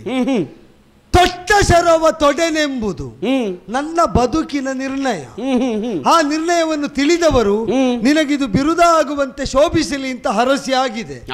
ಆ ಕಾರಣದಿಂದಲೇ ಆ ಬಿರುದನ್ನು ಬಿಟ್ಟು ಕಳೆಯುವುದಕ್ಕೆ ನಾನಿಲ್ಲ. ಇದು ನನ್ನ ಬದುಕಿನ ಮೂಲಭೂತವಾದ ಅಸ್ತಿತ್ವದ ಪ್ರಶ್ನೆ. ಆ ಕಾರಣದಿಂದಲೇ ತೊಟ್ಟ ಬಾರ್ಗಣ ಮರಳಿ ಬರುವುದಕ್ಕುಂಟ, ಮರಳಿ ಬರಬೇಕು ಅಂತಾದರೂ ಅದಕ್ಕೊಂದು ಶುದ್ಧೀಕರಣ ಆಗದೆ ಪ್ರಯೋಗಿಸಬಾರದು ಅಂತ ಪೂರ್ವಾದರ್ಶ ಇರುವಾಗ ಯಾವ ಶುದ್ಧಿಯೂ ಇಲ್ಲದೆ ಅಂಗಹೀನತೆಯಿಂದಲೇ ತಾನು ಭಗ್ನಾಶನಿದ್ದೇನೆ, ಭಾಗ್ಯಭಗ್ನವಾದ ಸ್ಥಿತಿಯಲ್ಲಿ ನರಳುತ್ತಾ ಇದ್ದೇನೆ ಅಂತ ತೋರಿಕೊಂಡು ತಾಯಿ ಸತ್ತ ಪ್ರತೀಕಾರ ವಂಚೆಯನ್ನು ಹೇಗಾದ್ರೂ ಈಡೇರಿಸಿಕೊಳ್ಳುವುದಕ್ಕೆ ಹಿಂದೆ ಮುಂದೆ ನೋಡದೆ ಹೇಳದೆ ಕೇಳದೆ ಬಂದು ಸೇರಿ ನಮ್ಮ ಸಂಕಲ್ಪವನ್ನು, ಕರ್ಮವನ್ನು ಎಲ್ಲವನ್ನು ಕಲುಷಿತವಾಗಿಸುವುದಕ್ಕೆ ಬಯಸಿದ ಹೀನ ವರ್ಗಕ್ಕೆ ಸೇರಿದಂತಹ ತಕ್ಷಕನ ಮಗನಾದರೂ ಪಾರ್ಥನಿಂದ ದಂಡ್ಯನಾದಂತಹ ಬಾಲಕ ತರಿಸಲ್ಪಟ್ಟ ಇದನ್ನು ತೆಗೆದು ನೂಕಿಸಬೇಕೀಗ. ಯಾಕೆ ಯಾಕೆ ಅಲ್ಲ, ಅದರಿಂದ ಪ್ರಯೋಜನ ಏನು? ತೊಟ್ಟ ಬಾಣವನ್ನು ನಾನು ಮರಳಿ ತೊಡುವುದಿಲ್ಲ. ನೀನು ಅಂತಲ್ಲ ಪುಣ್ಯಾತ್ಮ, ತೊಟ್ಟ ಬಾಣವನ್ನು ಯಾರು ತೊಡುವುದಿಲ್ಲ. ಯಾಕೆ ಅದನ್ನು ತೊಡಬೇಕು ಅಂತ ಅದು ಹೇಳುವುದೇ? ಅದು ಹಿಂದಿರುಗಿ ಬರುವುದಿಲ್ಲ, ಅಷ್ಟೇ ಕಾರಣ. ಅದಕ್ಕೆ ಹಿಂದೊಂದು ಕಾಲದಲ್ಲಿ ರಾಮನಿಗಿತ್ತಂತೆ ಆ ಒಂದು ಅವಕಾಶ, ತೊಟ್ಟ ಬಾಣವನ್ನು ಮತ್ತೆ ತೊಡುವ ಅವಕಾಶ. ಯಾಕೆ? ಅದು ಜೀವಂತ ಶರ ಎನ್ನುವ ಕಾರಣಕ್ಕಾಗಿ. ಹೋಗಿ ಎದುರಾಳಿಯನ್ನು ಕೊಂದು ಮತ್ತೆ ಬತ್ತಳಿಕೆಯನ್ನು ಈ ಬಾಣ ತೊಟ್ಟ ಶಾನವನ್ನು ಮರಳಿ ತೊಡುವುದಿಲ್ಲ ಎಂಬುದಕ್ಕೆ ಯುಕ್ತಿಯಾಗಿ ಹೇಳುವುದು. ಈ ಬಾಣ ಒಮ್ಮೆ ಹೊಡೆಯಲಿಕ್ಕೆ ಪರಶುರಾಮ ಉಪದೇಶ, ಸರಿ. ಎರಡನೇ ಬಾರಿ ಹೊಡೆಯುವ ಉಪದೇಶವೇ ಇಲ್ಲ ನನಗೆ. ಅಲ್ಲ, ಬೇಕಾಗಿಲ್ಲ. ಎಂತದ್ದು ಬೇಕಾಗಿಲ್ಲ? ನೀನು ಗುರಿ ಮಂತ್ರ ಮುಕ್ತ ಅವೆಲ್ಲ ಅವಶ್ಯಕತೆ ಇಲ್ಲ ಪುಣ್ಯಾತ್ಮ. ನೀನು ಬಾಣವನ್ನು ಹೂಡು, ನಾನು ಹೇಳಿದ ಹಾಗೆ. ಆವಾಗ ಒಂದು ಮಾತು ತಪ್ಪಿದಿ ನೀನು. ಈಗ ಅದನ್ನೇ ಹೊಡುವುದಾದ್ರೆ ಈಗ ನಿಮಗೂ ಕೈಯಲ್ಲಿ ತೆಗೆದು ಹೊಡಿಬಹುದಲ್ಲ. ಅಲ್ಲ, ಈಗ ಅದನ್ನು ನಾನೇ ಯಾಕೆ ಹುಡಬೇಕು? ಅಲ್ಲ, ನಾನು ಹೊಡೆಯುವುದಕ್ಕೆ ಇದ್ದವನೇ ಅಲ್ಲ ಇವತ್ತಿಗಾಗುವ. ಅಲ್ಲ, ಇದಲ್ಲ, ಬೇರೆ ಯಾರು ಆಗಬಹುದಲ್ಲ, ನಾನೇ ಯಾಕೆ ಆಗಬೇಕು? ನೀನು ಯಾಕೆ? ಈಗ ತೊಟ್ಟ ಶರವನ್ನು ಹೂಡೇನೆಂಬ ಬಿರುದು ನನಗೆ ಅಂತ ಹೇಳಿದೆ, ಯಾರಾದ್ರೂ ಹೊಡಿಬಹುದಲ್ಲ. ಯಾರಾದ್ರೂ ಹೊಡೆಯುವಂತ ಅವಕಾಶ ಇದ್ರೆ ಅವ ನಿನಗೆ ಇಷ್ಟೊತ್ತು ಹಾಗಾದ್ರೆ ನಾನೇ ಯಾಕಾಗಬೇಕು? ನೀನೇ ಯಾಕಾಗಬೇಕು ಅಂತಿದ್ರೆ ಆ ಬಾಣವೇ ಬೇಕು ಅವನಿಗೆ. ಆ ಬಾಣವೇ ಬೇಕು ಅಂತಿದ್ದರಿಂದ ತೊಟ್ಟದ್ದನ್ನು ಮರಳಿ ತೊಡುವುದಿಲ್ಲ ಅಂತ ನಾನು ಹೇಳಿದ್ದೆ. ನನ್ನ ನಿರ್ಣಯ, ನಾನು ಒಮ್ಮೆ ತೊಟ್ಟ ಸರಳನ್ನು ಮರಳಿ ತೊಡುವುದಿಲ್ಲ. ಅದು ಯಾಕೆ ಅಂತ ಬೇಕಲ್ಲ, ನನ್ನ ನಿರ್ಣಯ ಅಂತ. ನನ್ನ ನಿರ್ಣಯ ವ್ಯಕ್ತಿಗತವಾದ ಒಂದು ನಿರ್ಣಯ. ಈಗ ತೊಟ್ಟ ಬಾಣ ನಮ್ಮಲ್ಲಿ ಇನ್ನು ಬೇರೆ ಉಂಟು ಎಂಬ ಕಾರಣದಿಂದಲೂ ಆಗಿರಬಹುದು, ತೊಟ್ಟದ್ದು ನನ್ನ ಪಾಲಿಗೆ ಮಲಿನವಾದದ್ದು ಎಂಬ ಕಾರಣವೂ ಇರಬಹುದು. ನಾನು ಹಾಗೊಂದು ಉಪಾಂಶ ವ್ರತವನ್ನು ಸ್ವೀಕರಿಸಿದ್ದೇನೆ, ಆದ್ದರಿಂದಲೇ ಅದನ್ನು ನಾನು ಭಂಗಿಸುವುದಕ್ಕಿಲ್ಲ. ತೊಟ್ಟ ಬಾಣವನ್ನು ನೀನು ತೊಡುವುದಿಲ್ಲ, ಯಾವ ಕಾಲಕ್ಕೂ ತೊಡುವುದಕ್ಕಾಗುವುದಿಲ್ಲ. ಕಾರಣವನ್ನು ಹೇಳುವುದಿಲ್ಲ. ಕಾರಣ ಹೇಳುವುದಿಲ್ಲ ಅಲ್ಲ, ಅದು ನನಗೆ ನಿರ್ಣಯ ಅಂತ ಅಷ್ಟೇ. ಆ ನಿರ್ಣಯಕ್ಕೆ ಕಾರಣ ಏನು ಅಂತ ಕೇಳಿದರೆ, ಈಗ ನಾನೊಂದು ಕೇಳ್ತೇನೆ, ಮೂಲಭೂತವಾಗಿ ಪಾಂಡವರ ಜೊತೆಗಿನ ವಿರೋಧಕ್ಕೆ ಕೌರವನಿಗೆ ಕಾರಣ ಏನು ಅಂತ ಕೇಳಿದರೆ ಏನಾದ್ರೂ ಉಂಟಾ? ಪುಣ್ಯಾತ್ಮ, ಈಗ ಅವನಿಗೆ ಪಾಂಡವರನ್ನು ಕಂಡ್ರಾಗುವುದಿಲ್ಲ, ಅಷ್ಟೇ ಕಾರಣ. ತದ್ವತ್ತಾಗಿ ತೊಟ್ಟ ಬಾಣ ತೊಡುವುದಿಲ್ಲ ಎಂಬ ನನ್ನ ನಿರ್ಣಯಕ್ಕೆ ಕಾರಣ ಏನು ಅಂತ ಕೇಳಿದರೆ ಅದು ನನಗಾಗುವುದಿಲ್ಲ, ಅಷ್ಟೇ ಕಾರಣ. ಪಾಂಡವರಲ್ಲಿ ಕೌರವನಿಗೆ ಯಾಕೆ ಕಾರಣ ದ್ವೇಷ ಅಂತ ಕೇಳಿದ್ರೆ ಹಸ್ತಿನೆಯ ಸಿಂಹಾಸನ ಕಾರಣ. ಚಿಕ್ಕ ಮಗು ಕೂಡ ಸಿಂಹಾಸನ ಬೇಡ ಅಂತ ಕೃಷ್ಣ ಬಿಟ್ಟುಕೊಟ್ಟಾಗಿದ್ದಲ್ಲ. ಯಾರಿಗೆ? ಕೌರವನಿಗೆ. ಯಾವಾಗ? 5 ಗ್ರಾಮ ಸಾಕು ಅಂತ ಹೇಳಿದಾಗ. 5 ಗ್ರಾಮ ಸಾಕು ಅಂತ ಹೇಳಿದ, 5 ಗ್ರಾಮವನ್ನಾದ್ರೂ ಬೇಕು ಅಂತ ಹೇಳಿದ ಕಾರಣಕ್ಕೆ. ಸಿಂಹಾಸನಕ್ಕೆ ಎಲ್ಲಿಂಟು ಪ್ರಶ್ನೆ? ಸಿಂಹಾಸನ ಒಂದು ಸೂಜಿ ಮೊನೆ ಇರುವಂತಹ ಜಾಗವನ್ನು ಕೊಡುವುದಿಲ್ಲ ಎನ್ನುವ ಕಾರಣ. ಯಾರಿಗೆ ಕೊಡುವುದಿಲ್ಲ ಅಂತ? ಯಾಕೆ ಕೊಡುವುದಿಲ್ಲ? ಅದು ನಿಷ್ಪಾಂಡವ ಪೃಥ್ವಿ ಅಂತ ಹೇಳಿ ಅವನೇ ಹೇಳಿದ್ದಾನೆ. ಕೇಳಿದ್ದು ಪಾಂಡವರಿದ್ದರೇನು ಅಂತ, ಅದಕ್ಕೆ ಕಾರಣ ಬೇಕಾದ್ದಲ್ವಾ? ಪಾಂಡವರಿದ್ದರೆ ಏನು ಅಂತ ಪ್ರಶ್ನೆಗೆ ಅವನಿಗೆ ಸಹಿಸುವುದಕ್ಕಾಗುವುದಿಲ್ಲ, ಅಷ್ಟೇ. ಹೌದೌದು, ಅಷ್ಟೇ. ಇದು ಯಾಕೆ ನನಗೆ ಇದನ್ನು ಸಹಿಸುವುದಕ್ಕಾಗುವುದಿಲ್ಲ? ಅಲ್ಲ, ನೋಡು, ವಾದವನ್ನೇ ಮುಂದುವರಿಸುವುದಿದ್ರೆ ಹೇಗೆ ಬೇಕಾದ್ರೂ ಮುಂದುವರಿಸಬಹುದು. ಹೇಗೆ ಬೇಕಾದ್ರೂ ಈಗ ನನಗೆ ಅದು ಆಗುವುದಿಲ್ಲ. ಯಾಕೆ ಅಂದ್ರೆ ನಾನು ತೊಟ್ಟು ಬಿಟ್ಟದ್ದು ಕಾರಣ. ನನಗೊಂದು ವ್ರತ ಅಂತ ಹೇಳಿದ್ರೆ ಅದನ್ನು ಮುಂದುವರಿಸಲಿಕ್ಕೆ ನನಗೆ ಆಗುದಿಲ್ಲ. ಈಗ ಬೇಡ, ಯಾಕೆ ನಾನೀಗ ಕೇಳುವಾಗ ತೊಟ್ಟದ್ದನ್ನೇ ಮರಳಿ ತೊಡಬೇಕಾದ್ರೆ ಅಪರ್ಯಾಪ್ತತೆಯನ್ನು ನನ್ನಲ್ಲಿ ನೀವು ಕಂಡ್ರ? ಹೌದು. ಎಂತದು ಅಪರ್ಯಾಪ್ತತೆಯನ್ನು ಹೇಗೆ ಯಾವುದರಲ್ಲಿ ಕಂಡ್ರಿ? ನಿನಗೆ ಅರ್ಜುನನನ್ನು ಹೊಡೆಯುವಲ್ಲಿ ಬೇಕಾಗುವಂತ ಅಸ್ತ್ರಗಳು ಇದ್ದು ಇಲ್ಲ ಅಂತ ಹೇಳುವುದಲ್ಲ, ಈಗಲೂ ಉಂಟು. ಅದು ಮತ್ತೆ ನೋಡುವ. ಇದ್ದದ್ದನ್ನ ನೀನು ಒಂದು ದುರ್ವಿನಿಯೋಗ ಮಾಡಿ, ದುರ್ವಿನಿಯೋಗ ಅಂತ ಹೇಳಲಿಕ್ಕಿಲ್ಲ, ಅದನ್ನು ಬೇರೆ ಕಡೆ ವಿನಿಯೋಗ ಮಾಡಿದಿ. ಇನ್ನೊಬ್ಬ ವೀರ ಸತ್ತು ಬಿದ್ದ. ಈಗಾಗುವಾಗ ನಿನ್ನ ಕೈಯಲ್ಲಿ ಬಂದಂತಹ ಈ ಸರ್ಪಾಸ್ತ್ರ ಕೈಯಲ್ಲಿ ಬಂದ ನಂತರ ನೀನು ಮಾಡಿದ ಆಡಂಬರ ಸಾಕಾಗ್ತದೆ, ಮತ್ತಿಲ್ಲ ಇದು ಕೊನೆಯದು ಅಂತ ತಿಳಿಲಿಕ್ಕೆ. ಅದೀಗ ನಾರಾಯಣಾಸ್ತ್ರ ಹೊಡೆಯುವಾಗಲೂ ಇತ್ತು, ಇರ್ಲಿಲ್ವಾ? ಯಾವುದು? ಈಗ ನಾರಾಯಣಾಸ್ತ್ರ ಪ್ರಯೋಗ ಈ ರಣಮಂಡಲದಲ್ಲೇ ಆಗುವಾಗಲೂ ಹೌದಪ್ಪ, ಅದನ್ನ ಹೊಡೆಯುವಾಗ ಇದ್ದ ಆಡಂಬರಕ್ಕೆ ಅನುಗುಣವಾದ ಫಲಿತಾಂಶ ಸಿಕ್ಕಿದ? ಇಲ್ಲಪ್ಪ, ಸಿಗಲಿಲ್ಲ. ಹೊಡೆದ ಕ್ರಮ ತಪ್ಪು ಅಂತ ಆಗ್ತದ? ಇಲ್ಲಪ್ಪ, ಆಗೋದಿಲ್ಲ. ಅದು ಬೇರೆ ಬೇರೆ ಕಾರಣದಿಂದ ತಪ್ಪುತ್ತದೆ. ಇದು ಹಾಗೆ ತಪ್ಪಿ ಹೋಗಿದೆ, ಇದು ತಪ್ಪಿ ಹೋಗಿದೆ. ಹೋಗ್ಲಿ, ಮುಂದೆ ಹೋಗುವ. ಅಲ್ಲ, ಮುಂದೆ ಹೋಗ್ಲಿಕ್ಕೆ ಅಂತರಾಯ ಉಂಟು ಅಂತ ಹೇಳುದು ನಾನು. ಯಾಕೆ? ನಮ್ಮಿಬ್ಬರ ರಥ ಒಂದು ಅಂತ ಆದ ಮೇಲೆ ಮನೋರಥ ಒಂದೇ ಆಗಿರ್ಬೇಕು ಅಂತ ತಿಳಿಯುವವನು ನಾನು. ನನಗೂ ಇತ್ತು, ನಿನ್ನೆ ರಾತ್ರಿ ಕೌರವ ಬಂದು ಕೇಳುವವರೆಗೆ ಇಲ್ಲ, ಸೂತನಿಗೆ ನನ್ನದು ಸೂತತ್ವ ಇಲ್ಲ ಅಂತ ಹೇಳಿದೆ. ಆದರೆ ಸಮಷ್ಟಿ ಪ್ರಜ್ಞೆಯಿಂದ ಕೌರವ ಗೆಲ್ಲಬೇಕು ಅನ್ನುವಂತಹ ಪ್ರಜ್ಞೆಯ ನಿಮಿತ್ತ ಈಗ ನಾನು ದುಡಿಯುವುದು ಯಾಕೆ, ನೀನು ದುಡಿಯುವುದು ಯಾಕೆ? ಎಲ್ಲದಕ್ಕೂ ಒಂದೇ ಕಾರಣ ಅಲ್ವಾ? ಈಗ ಪಾಂಡವ ಪಕ್ಷಕ್ಕೆ ಹೊರಟ ನೀವು ನಮ್ಮ ಪಕ್ಷಕ್ಕೆ ಬಂದು ನಿಂತದ್ಯಾ? ಹೌದು. ಯಾಕೆ ನಿಂತದ್ದು? ಅದು ಕೌರವನಿಗೆ ವರ ಮಾತು ಬಂದ ಕಾರಣಕ್ಕಾಗಿ. ಮಾತು ನೀವು ಮೀರುವುದಿಲ್ಲ ಯಾಕೆ? ಅಲ್ಲಿದ್ದಂತಹ ಮಾದ್ರೆಯರು ನಿಮ್ಮ ಮಕ್ಕಳೇ ಅಲ್ವಾ? ಹೌದಪ್ಪ, ಅಲ್ವಾ? ತಂಗೆ ಮಕ್ಕಳಾದಂತಹ ಅವರ ಹಿತಕ್ಕಾಗಿ ಆಡಿದ ಒಂದು ಮಾತು ತಿಳಿಯದೆ ಹೇಳಿದ್ದು ಅಂತ ಅಲ್ಲಿಗೆ ಹೋಗುದಿಲ್ಲ ಯಾಕೆ ನೀವು? ಇಲ್ಲ, ಆಡಿದ ಮಾತುಂಟು, ಅಲ್ಲ ಕೊಟ್ಟ ಮಾತುಂಟು, ವರ ಆಗಿ ಕೊಟ್ಟಂತಹ ಮಾತದು. ನಾನು ಮಾತು ಕೊಟ್ಟಿದ್ದೇನೆ. ಯಾರಿಗೆ? ನನ್ನವರಿಗೆ, ನನಗೆ ಬೇಕಾದವರಿಗೆ. ನೀವು ಗೊತ್ತಿಲ್ಲದ ಮಾತು ಕೊಟ್ಟದ್ದು, ನಾನು ಕೊಟ್ಟ ಮಾತು ಗೊತ್ತಿಲ್ಲದೆ ಇರುವುದು. ಇಲ್ಲ, ನೀವು ಗೊತ್ತಿಲ್ಲದೆ ನೀವು ಮಾತು ಕೊಟ್ಟದ್ದು, ನಾನು ಕೊಟ್ಟ ಮಾತು ನಿಮಗೆ ಗೊತ್ತಿಲ್ಲದಿರುವುದು. ಹೇಳುವುದಕ್ಕೆ ನನಗಿದ್ದ ಪ್ರತಿಬಂಧಕದ ಕಾರಣದಿಂದ ಹೇಳುವುದಿಲ್ಲ ಬಿಟ್ರೆ ಹೇಗೆ ನಿಮ್ಮ ಸಂಕಲ್ಪವನ್ನಾದರೂ ಬದಲಿಸಿ ಕೊಟ್ಟ ಮಾತಿಗಾಗಿ ಕೌರವ ಪಾಳೆಯದಲ್ಲಿ ನೀವು ನೆಲೆ ನಿಂತಿದ್ದೀರಿ. ನಾನು ಹಾಗೆ ಕೊಟ್ಟ ಮಾತಿಗಾಗಿ ಮರಳಿ ತೊಡು ಅಂತ ಶಲ್ಯರು ಹೇಳಿದ್ರು ತೊಡದೇ ಇಲ್ಲ. ನೋಡು, ನಾನು ಹಾಗೆ ರಥ ತೊಟ್ಟು ಬಂದವಲ್ಲ. ಯಾವುದಕ್ಕೆ? ಪಾಂಡವರ ನಿಮ್ಮ ವಂಶಕ್ಕೆ ರಥ ಉಂಟು. ಯಾವುದು? ಈಗ ಹೆಸರು ಬಂದದ್ದು ಯಾಕೆ? ಯಾಕೆ ಬಂದದ್ದು? ತೊಟ್ಟ ವ್ರತವನ್ನು ಬಿಡಬಾರದು ಅನ್ನೋ ಕಾರಣ. ಆಡಿದ ಮಾತನ್ನು ಉಲ್ಲಂಘಿಸುವುದಿಲ್ಲ, ಸತ್ಯವಾಗ್ ಸತ್ಯ ಸಂಕಲ್ಪರೆಂಬ ಕಾರಣದಿಂದ ಆರ್ತಾಯನಿಗಳು ಅಂತ ನಿಮ್ಮ ಪರಂಪರೆಗೆ. ಹೌದಪ್ಪ. ಅಂದ್ರೆ ಏನು? ಮಾತು ಬಿಡದ ವಂಶದವರು ಅಂತ ತಾತ್ಪರ್ಯ. ಮಾತು ಬಿಡದ ಒಂದು ವಂಶದವರು ಒಂದು ಮಾತಾಡಿದ್ದಕ್ಕಾಗಿ ಅದನ್ನು ತೊಡುವುದಿಲ್ಲ ಅಂದ್ರೆ ಅಂತ ಕರ್ಣರಲ್ಲಿ ಬಿಡು ಮಾತು ತೊಡು ಅಂತ ಹೇಳಿಕುಂಟ. ಇಲ್ಲ, ಅದೆಷ್ಟು ದೊಡ್ಡ ತಪ್ಪು ಅಂತ ನಿಮಗೆ ಗೊತ್ತಿಲ್ವಾ? ನೀವೆಂತದ್ದು ಶಲ್ಯರೇ? ನೋಡು, ನಾನು ಕೊಟ್ಟಂತಹ ಮಾತದು, ನಾನು ನಿಮ್ಮ ಪಕ್ಷಕ್ಕೆ ಏನು ಬೇಕಿದ್ರು ಕೊಡ್ತೇನೆ ಅನ್ನುವಂತಹ ಆಡಿದಂತಹ ಮಾತಿಗಾಗಿ ಇಲ್ಲಿ ಬರಬೇಕಾದಂತ. ಸರಿಯಪ್ಪ, ನಾನು ತೊಟ್ಟ ಬಾಣವನ್ನು ತೊಡುವುದಿಲ್ಲ ಅಂತ ಮಾತು ಕೊಟ್ಟು ಬಿಟ್ಟಿದ್ದೇನೆ. ಇನ್ನು ಕೊಟ್ಟಾಗಿದೆ. ಆ ಕಾರಣದಿಂದಲೇ ನಾನು ತೊಡುವುದಿಲ್ಲ. ಅಲ್ಲ, ಬಿರುದು ಬಂದದ್ದು ಅದಕ್ಕೆ. ನಾನು ತೊಟ್ಟದ್ದನ್ನು ತೊಡುವುದಿಲ್ಲ ಅಂತ ಹೇಳಿದಾಗ ಇದು ನಿನಗೆ ಬಿರುದಿನಂತೆ, ನೀನಿದನ್ನು ಕಾಪಿಟ್ಟು ಕೊಂಡಾಡಬೇಕು. ಅಂದ್ರೆ ರಣದಲ್ಲಿ ನೀನು ಏನು ಆಟ ಆಡುವುದಿದ್ರು ಇದನ್ನು ಕೊಂಡೇ ಆಡಬೇಕು ಅಂತ ಆಡಿದ್ರು, ಹೋರಾಟ. ಆ ಕಾರಣದಿಂದಲೇ ಆ ಮಾತಿಟ್ಟುಕೊಂಡೇ ನನ್ನ ಹೋರುವ ಆಟ. ಅಲ್ಲ, ಇದು ಒಳ್ಳೇದಾಯ್ತು ನೀನು ಹೇಳಿದ್ದು. ಎಂತದ್ದು? ಆರ್ತಾಯಿನಿ ಪರಂಪರೆ ಅನ್ನುವುದನ್ನೇ ಒಂದು ಕ್ಷಣಕ್ಕಾಗುವಾಗ ಮರ್ತಿದ್ದೆ ನಾನು. ಅಲ್ವಾ? ಹೌದೌದು, ಮಾತಿಗೆ ಬೇಕಾಗಿ ಮಾತು. ನನ್ನದೊಂದು ಮಾತು ಉಂಟಲ್ಲ. ಎಂತದ್ದು? ಈಗ ತೊಟ್ಟಂಬ ತೊಡುವುದಿಲ್ಲ ಅಂತ ನಿನ್ನ ಮಾತೇ ನಿನಗೆ ಮುಖ್ಯ ಅಂತ ಆದ್ರೆ, ಒಂದು ಕಾಲಕ್ಕಾಗುವಾಗ ಕೌರವನಿಗಾಗಿ ಎಲ್ಲವನ್ನು ಬಿಡುವ ಅಂತ ಸ್ಥಿತಿಯಲ್ಲಿದ್ದಂತಹ ನಾನು ನಿನ್ನೆ ಕೌರವನಲ್ಲಿ ಒಂದು ಮಾತಾಡಿದ್ದೆ. ಏನಂತ? ಶಲ್ಯರೇ, ನನ್ನನ್ನೊಂದು ಬಿಡ್ತೀರಾ? ಯಾಕಂತ ಹೇಳಿದ್ರೆ ಇದು ಮುಗಿಯುವುದಿಲ್ಲ. ಹೋಗುವುದಕ್ಕಿಂತ ಮೊದಲಾಗಿ ನಾನು ಒಂದು ನಿಮಗೆ ಕಷ್ಟ ಬೇಡ, ಅದನ್ನು ತೆಗೆದು ನಾನು ನೂಕುತ್ತೇನೆ. ಅದು ತಲೆ ಎತ್ತಿ ಮಾತಾಡ್ಲಿಕ್ಕೆ ತೊಡಗಿದ್ರೆ ನನಗೆ. ಶಲ್ಯರೇ, ಒಂದು ಮಾತು ಹೋಗುವಾಗ ಒಂದು ಎರಡು ಮಾತಾದ್ರೂ ಕೂಡ ನನ್ನ ಪರವಾಗಿ ನೀವು ಆಡಿದ್ದೀರಿ ಎನ್ನುವುದಕ್ಕಾಗಿ ನಾನು ಆಡುವಂತ. ನಿಮಗೆ ಇದು ಸಾರಥಿ ತಾನು ಆಗ್ಲಿಕ್ಕಿಲ್ಲ, ಮತ್ತೆ ಇವ ಜನವೇ ಆಗ್ಲಿಕ್ಕಿಲ್ಲ, ಮತ್ತಿವತ್ತು ಇದು ಮುಗಿಲಿಕ್ಕೂ ಇಲ್ಲ. ಈಗ ಪ್ರಯತ್ನದಲ್ಲಿ ಅರ್ಜುನನನ್ನು ಘಾತಿಸುವಂತಹ ರೀತಿಯಲ್ಲಿ ನಾನು ಹೋಗುತ್ತೇನೆ. ಹೋಗು, ಸತ್ರೆ ಅವನಲ್ಲಿ ಮಾತಾಡ್ತೇನೆ. ಅದೋ ಹೋಗಿ ಸಾಯ್ತಾ ನೋಡಿ ನೋಡಿ ನೋಡಿ ನೋಡಿ ಅಲ್ಲಿ ಕೃಷ್ಣನ ಸೂಚನೆಯಂತೆ ಅದನ್ನು ಹೊಡೆದ್ದು ಕೊಂದ ಕ್ರಮ ನೋಡಿದ್ರು ಶಲ್ಯರೇ. ಅಲ್ಲಿ ನೋಡುದು ಬೇಡ ನೀನು, ಮತ್ತೆ ನೋಡಿ ಈಗ ಇಲ್ಲಿ ಎಂತದ್ದು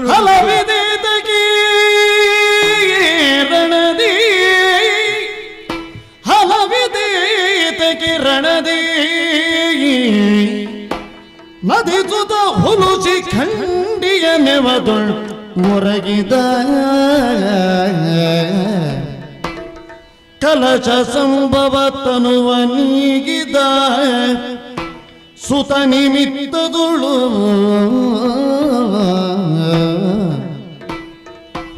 ಅಲಗು ಮರಳಿದೆ ಹೂಡೆ ಎಂಬ ಛಲಗಣ ನಿನಗಿಲ್ದು. ಅಲಗು ಮರಳಿದೆ ಹೂಡೆ ಎಂಬ ಛಲಗಣ ನಿನಗಿಲ್ದು. ಕೌರವ ತಿಲಕ ಮೂವರ ನಂಬಿ ಕೆಟ್ಟನು. ಕೌರವ ತಿಲಕ ಮೂವರ ನಂಬಿ ಕೆಟ್ಟನು ಎನ್ನುತ್ತ ಕದಿದಳೆದ ಹಲವಿದೇತಗೆ ರಣದಿ ನದಿ ಸುತ ಹುಲುಚಿ ಖಂಡಿಯ ನೆಮದೊಳರಗಿದ ಕಲಚ ಸಂಭವ ತನುವ ನೀಗಿದ ಸುತ ನಿಮಿತ್ತದೊಳು.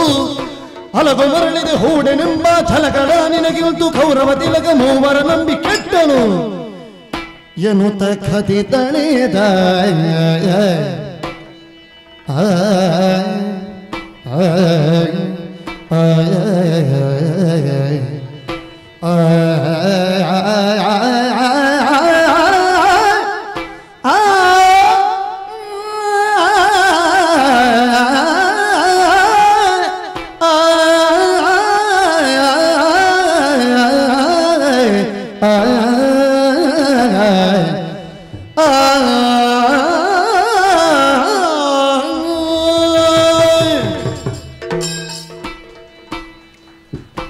ತ್ರಿಲೋಕ ವಿಜಯಿ ಎಂದೆನಿಸಿದಂತಹ ಪಾರ್ಥನಿಗೆ ಯಾವತ್ತೂ ವಿಜಯ ಸಿಗುವುದು ಯಾಕೆ ಗೊತ್ತುಂಟು ನಿನಗೆ?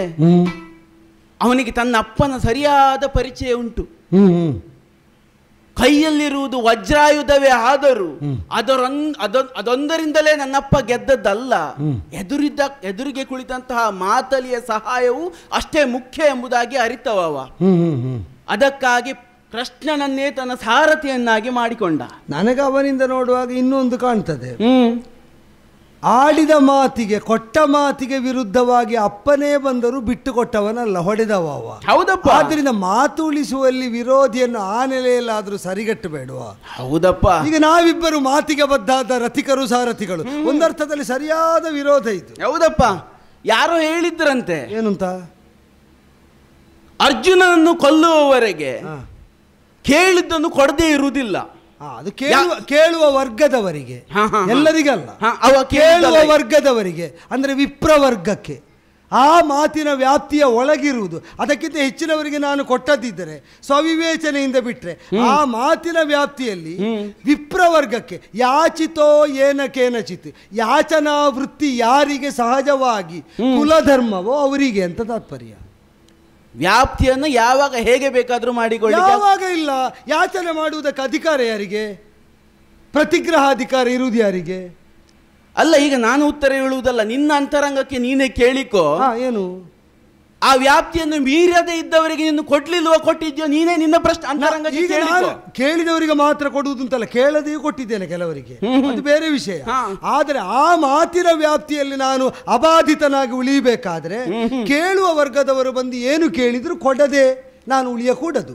ಇಲ್ಲಿಯ ತನಕ ಆಗಾಗಲಿಲ್ಲ, ಎಲ್ಲರಿಗೂ ಕೊಟ್ಟಿದ್ದೇನೆ. ಸರಿ, ಅದೇ ಹೇಳುವುದು. ನಮ್ಮ ಮಾತಿಗೆ ಈ ವ್ಯಾಪ್ತಿಯನ್ನು ಹೇಗೆ ಬೇಕಾದ್ರೂ ಹಾಕಿಕೊಂಡ್ರೆ ಆಯ್ತಲ್ಲ, ನಮ್ಮದಲ್ವ ಮಾತು. ಹೌದಪ್ಪ. ಸರಿ, ನಿನ್ನನ್ನು ಭಾನುತನುಜ ಎಲೆ ಭಾನುಜಾತ ಎಂದು ಕರೆದೆ ನಾನು. ಯಾಕೆ? ಅಪ್ಪನ ಪರಿಚಯ ಇಲ್ಲ, ಏನು ಸಾರಥಿ ಸರಳು ಎನ್ನುವುದಾಗಿ ನನ್ನ ಕುರಿತಾಗಿ ಮಾತಾಡಿದೆ. ಹೌದಪ್ಪ, ಸಾರಥ್ಯ ಬಲುಹಿನಿಂದಲೇ ನಾನು ವಿಜೃಂಭಿಸುವುದು ಅಂತ ಪರಶುರಾಮರ ಮಾತಾದ್ರಿಂದ ನಿಮ್ಮ ಮಾತಿನ ಒಂದು ದೃಢತೆಯು ಅಂಗೀಕಾರವು ಇರ್ಲಿ ಅಂತಲೇ ಕೇಳಿದ್ದು. ಹೌದಪ್ಪ. ಗೆಲ್ಲುವುದಿದ್ರೆ ಕೊಡಗಿಲ್ಲ ಅಂತ ಆಗುದು ಬೇಡ. ನನಗೂ ಅದೇ ಅನಿಸಿದ್ದು. ಕರ್ಮದಲ್ಲಿ ಅಸಮನಿಷ್ಠ ಅಂತ ಗುರುತಿಸಲ್ಪಡುವಂತಹ ಸೂರ್ಯ ದೇವನಿಗೆ ಸಾರಥಿಯಾದವ ಹೆಳವ ಅಂತ ಪ್ರಪಂಚ ಗುರುತಿಸ್ತದೆ. ಆದರೆ ಸೂರ್ಯ ಅವನನ್ನು ತಿರಸ್ಕರಿಸಲಿಲ್ಲ. ಅವನ ಸಾರಥ್ಯದ ಬಲುಮೆಯನ್ನು ಅವ ಕಂಡುಕೊಂಡ. ಸತ್ಯ. ಊನತ್ವ ಉಂಟೋ ಇಲ್ಲವೋ ಗೊತ್ತಿಲ್ಲ, ಎದುರಿದ್ದವನ ಸಾರಥ್ಯದ ಬಲುಮೆಯನ್ನು ಗುರುತಿಸುವ ಸಾಮರ್ಥ್ಯ ಇವನಿಗುಂಟು. ಇವನಿಗೊಂದು ನೆಲೆ ಕಲ್ಪಿಸುವ ಅನ್ನುವ ಕಾರಣಕ್ಕಾಗಿ ಭಾನುಜಾತನ ನೆಲೆಯನ್ನು ಕಲ್ಪಿಸಿದ್ರೆ ಅಲ್ಲಿದ್ದ ಜಾರ್ತಿ ನೀನು.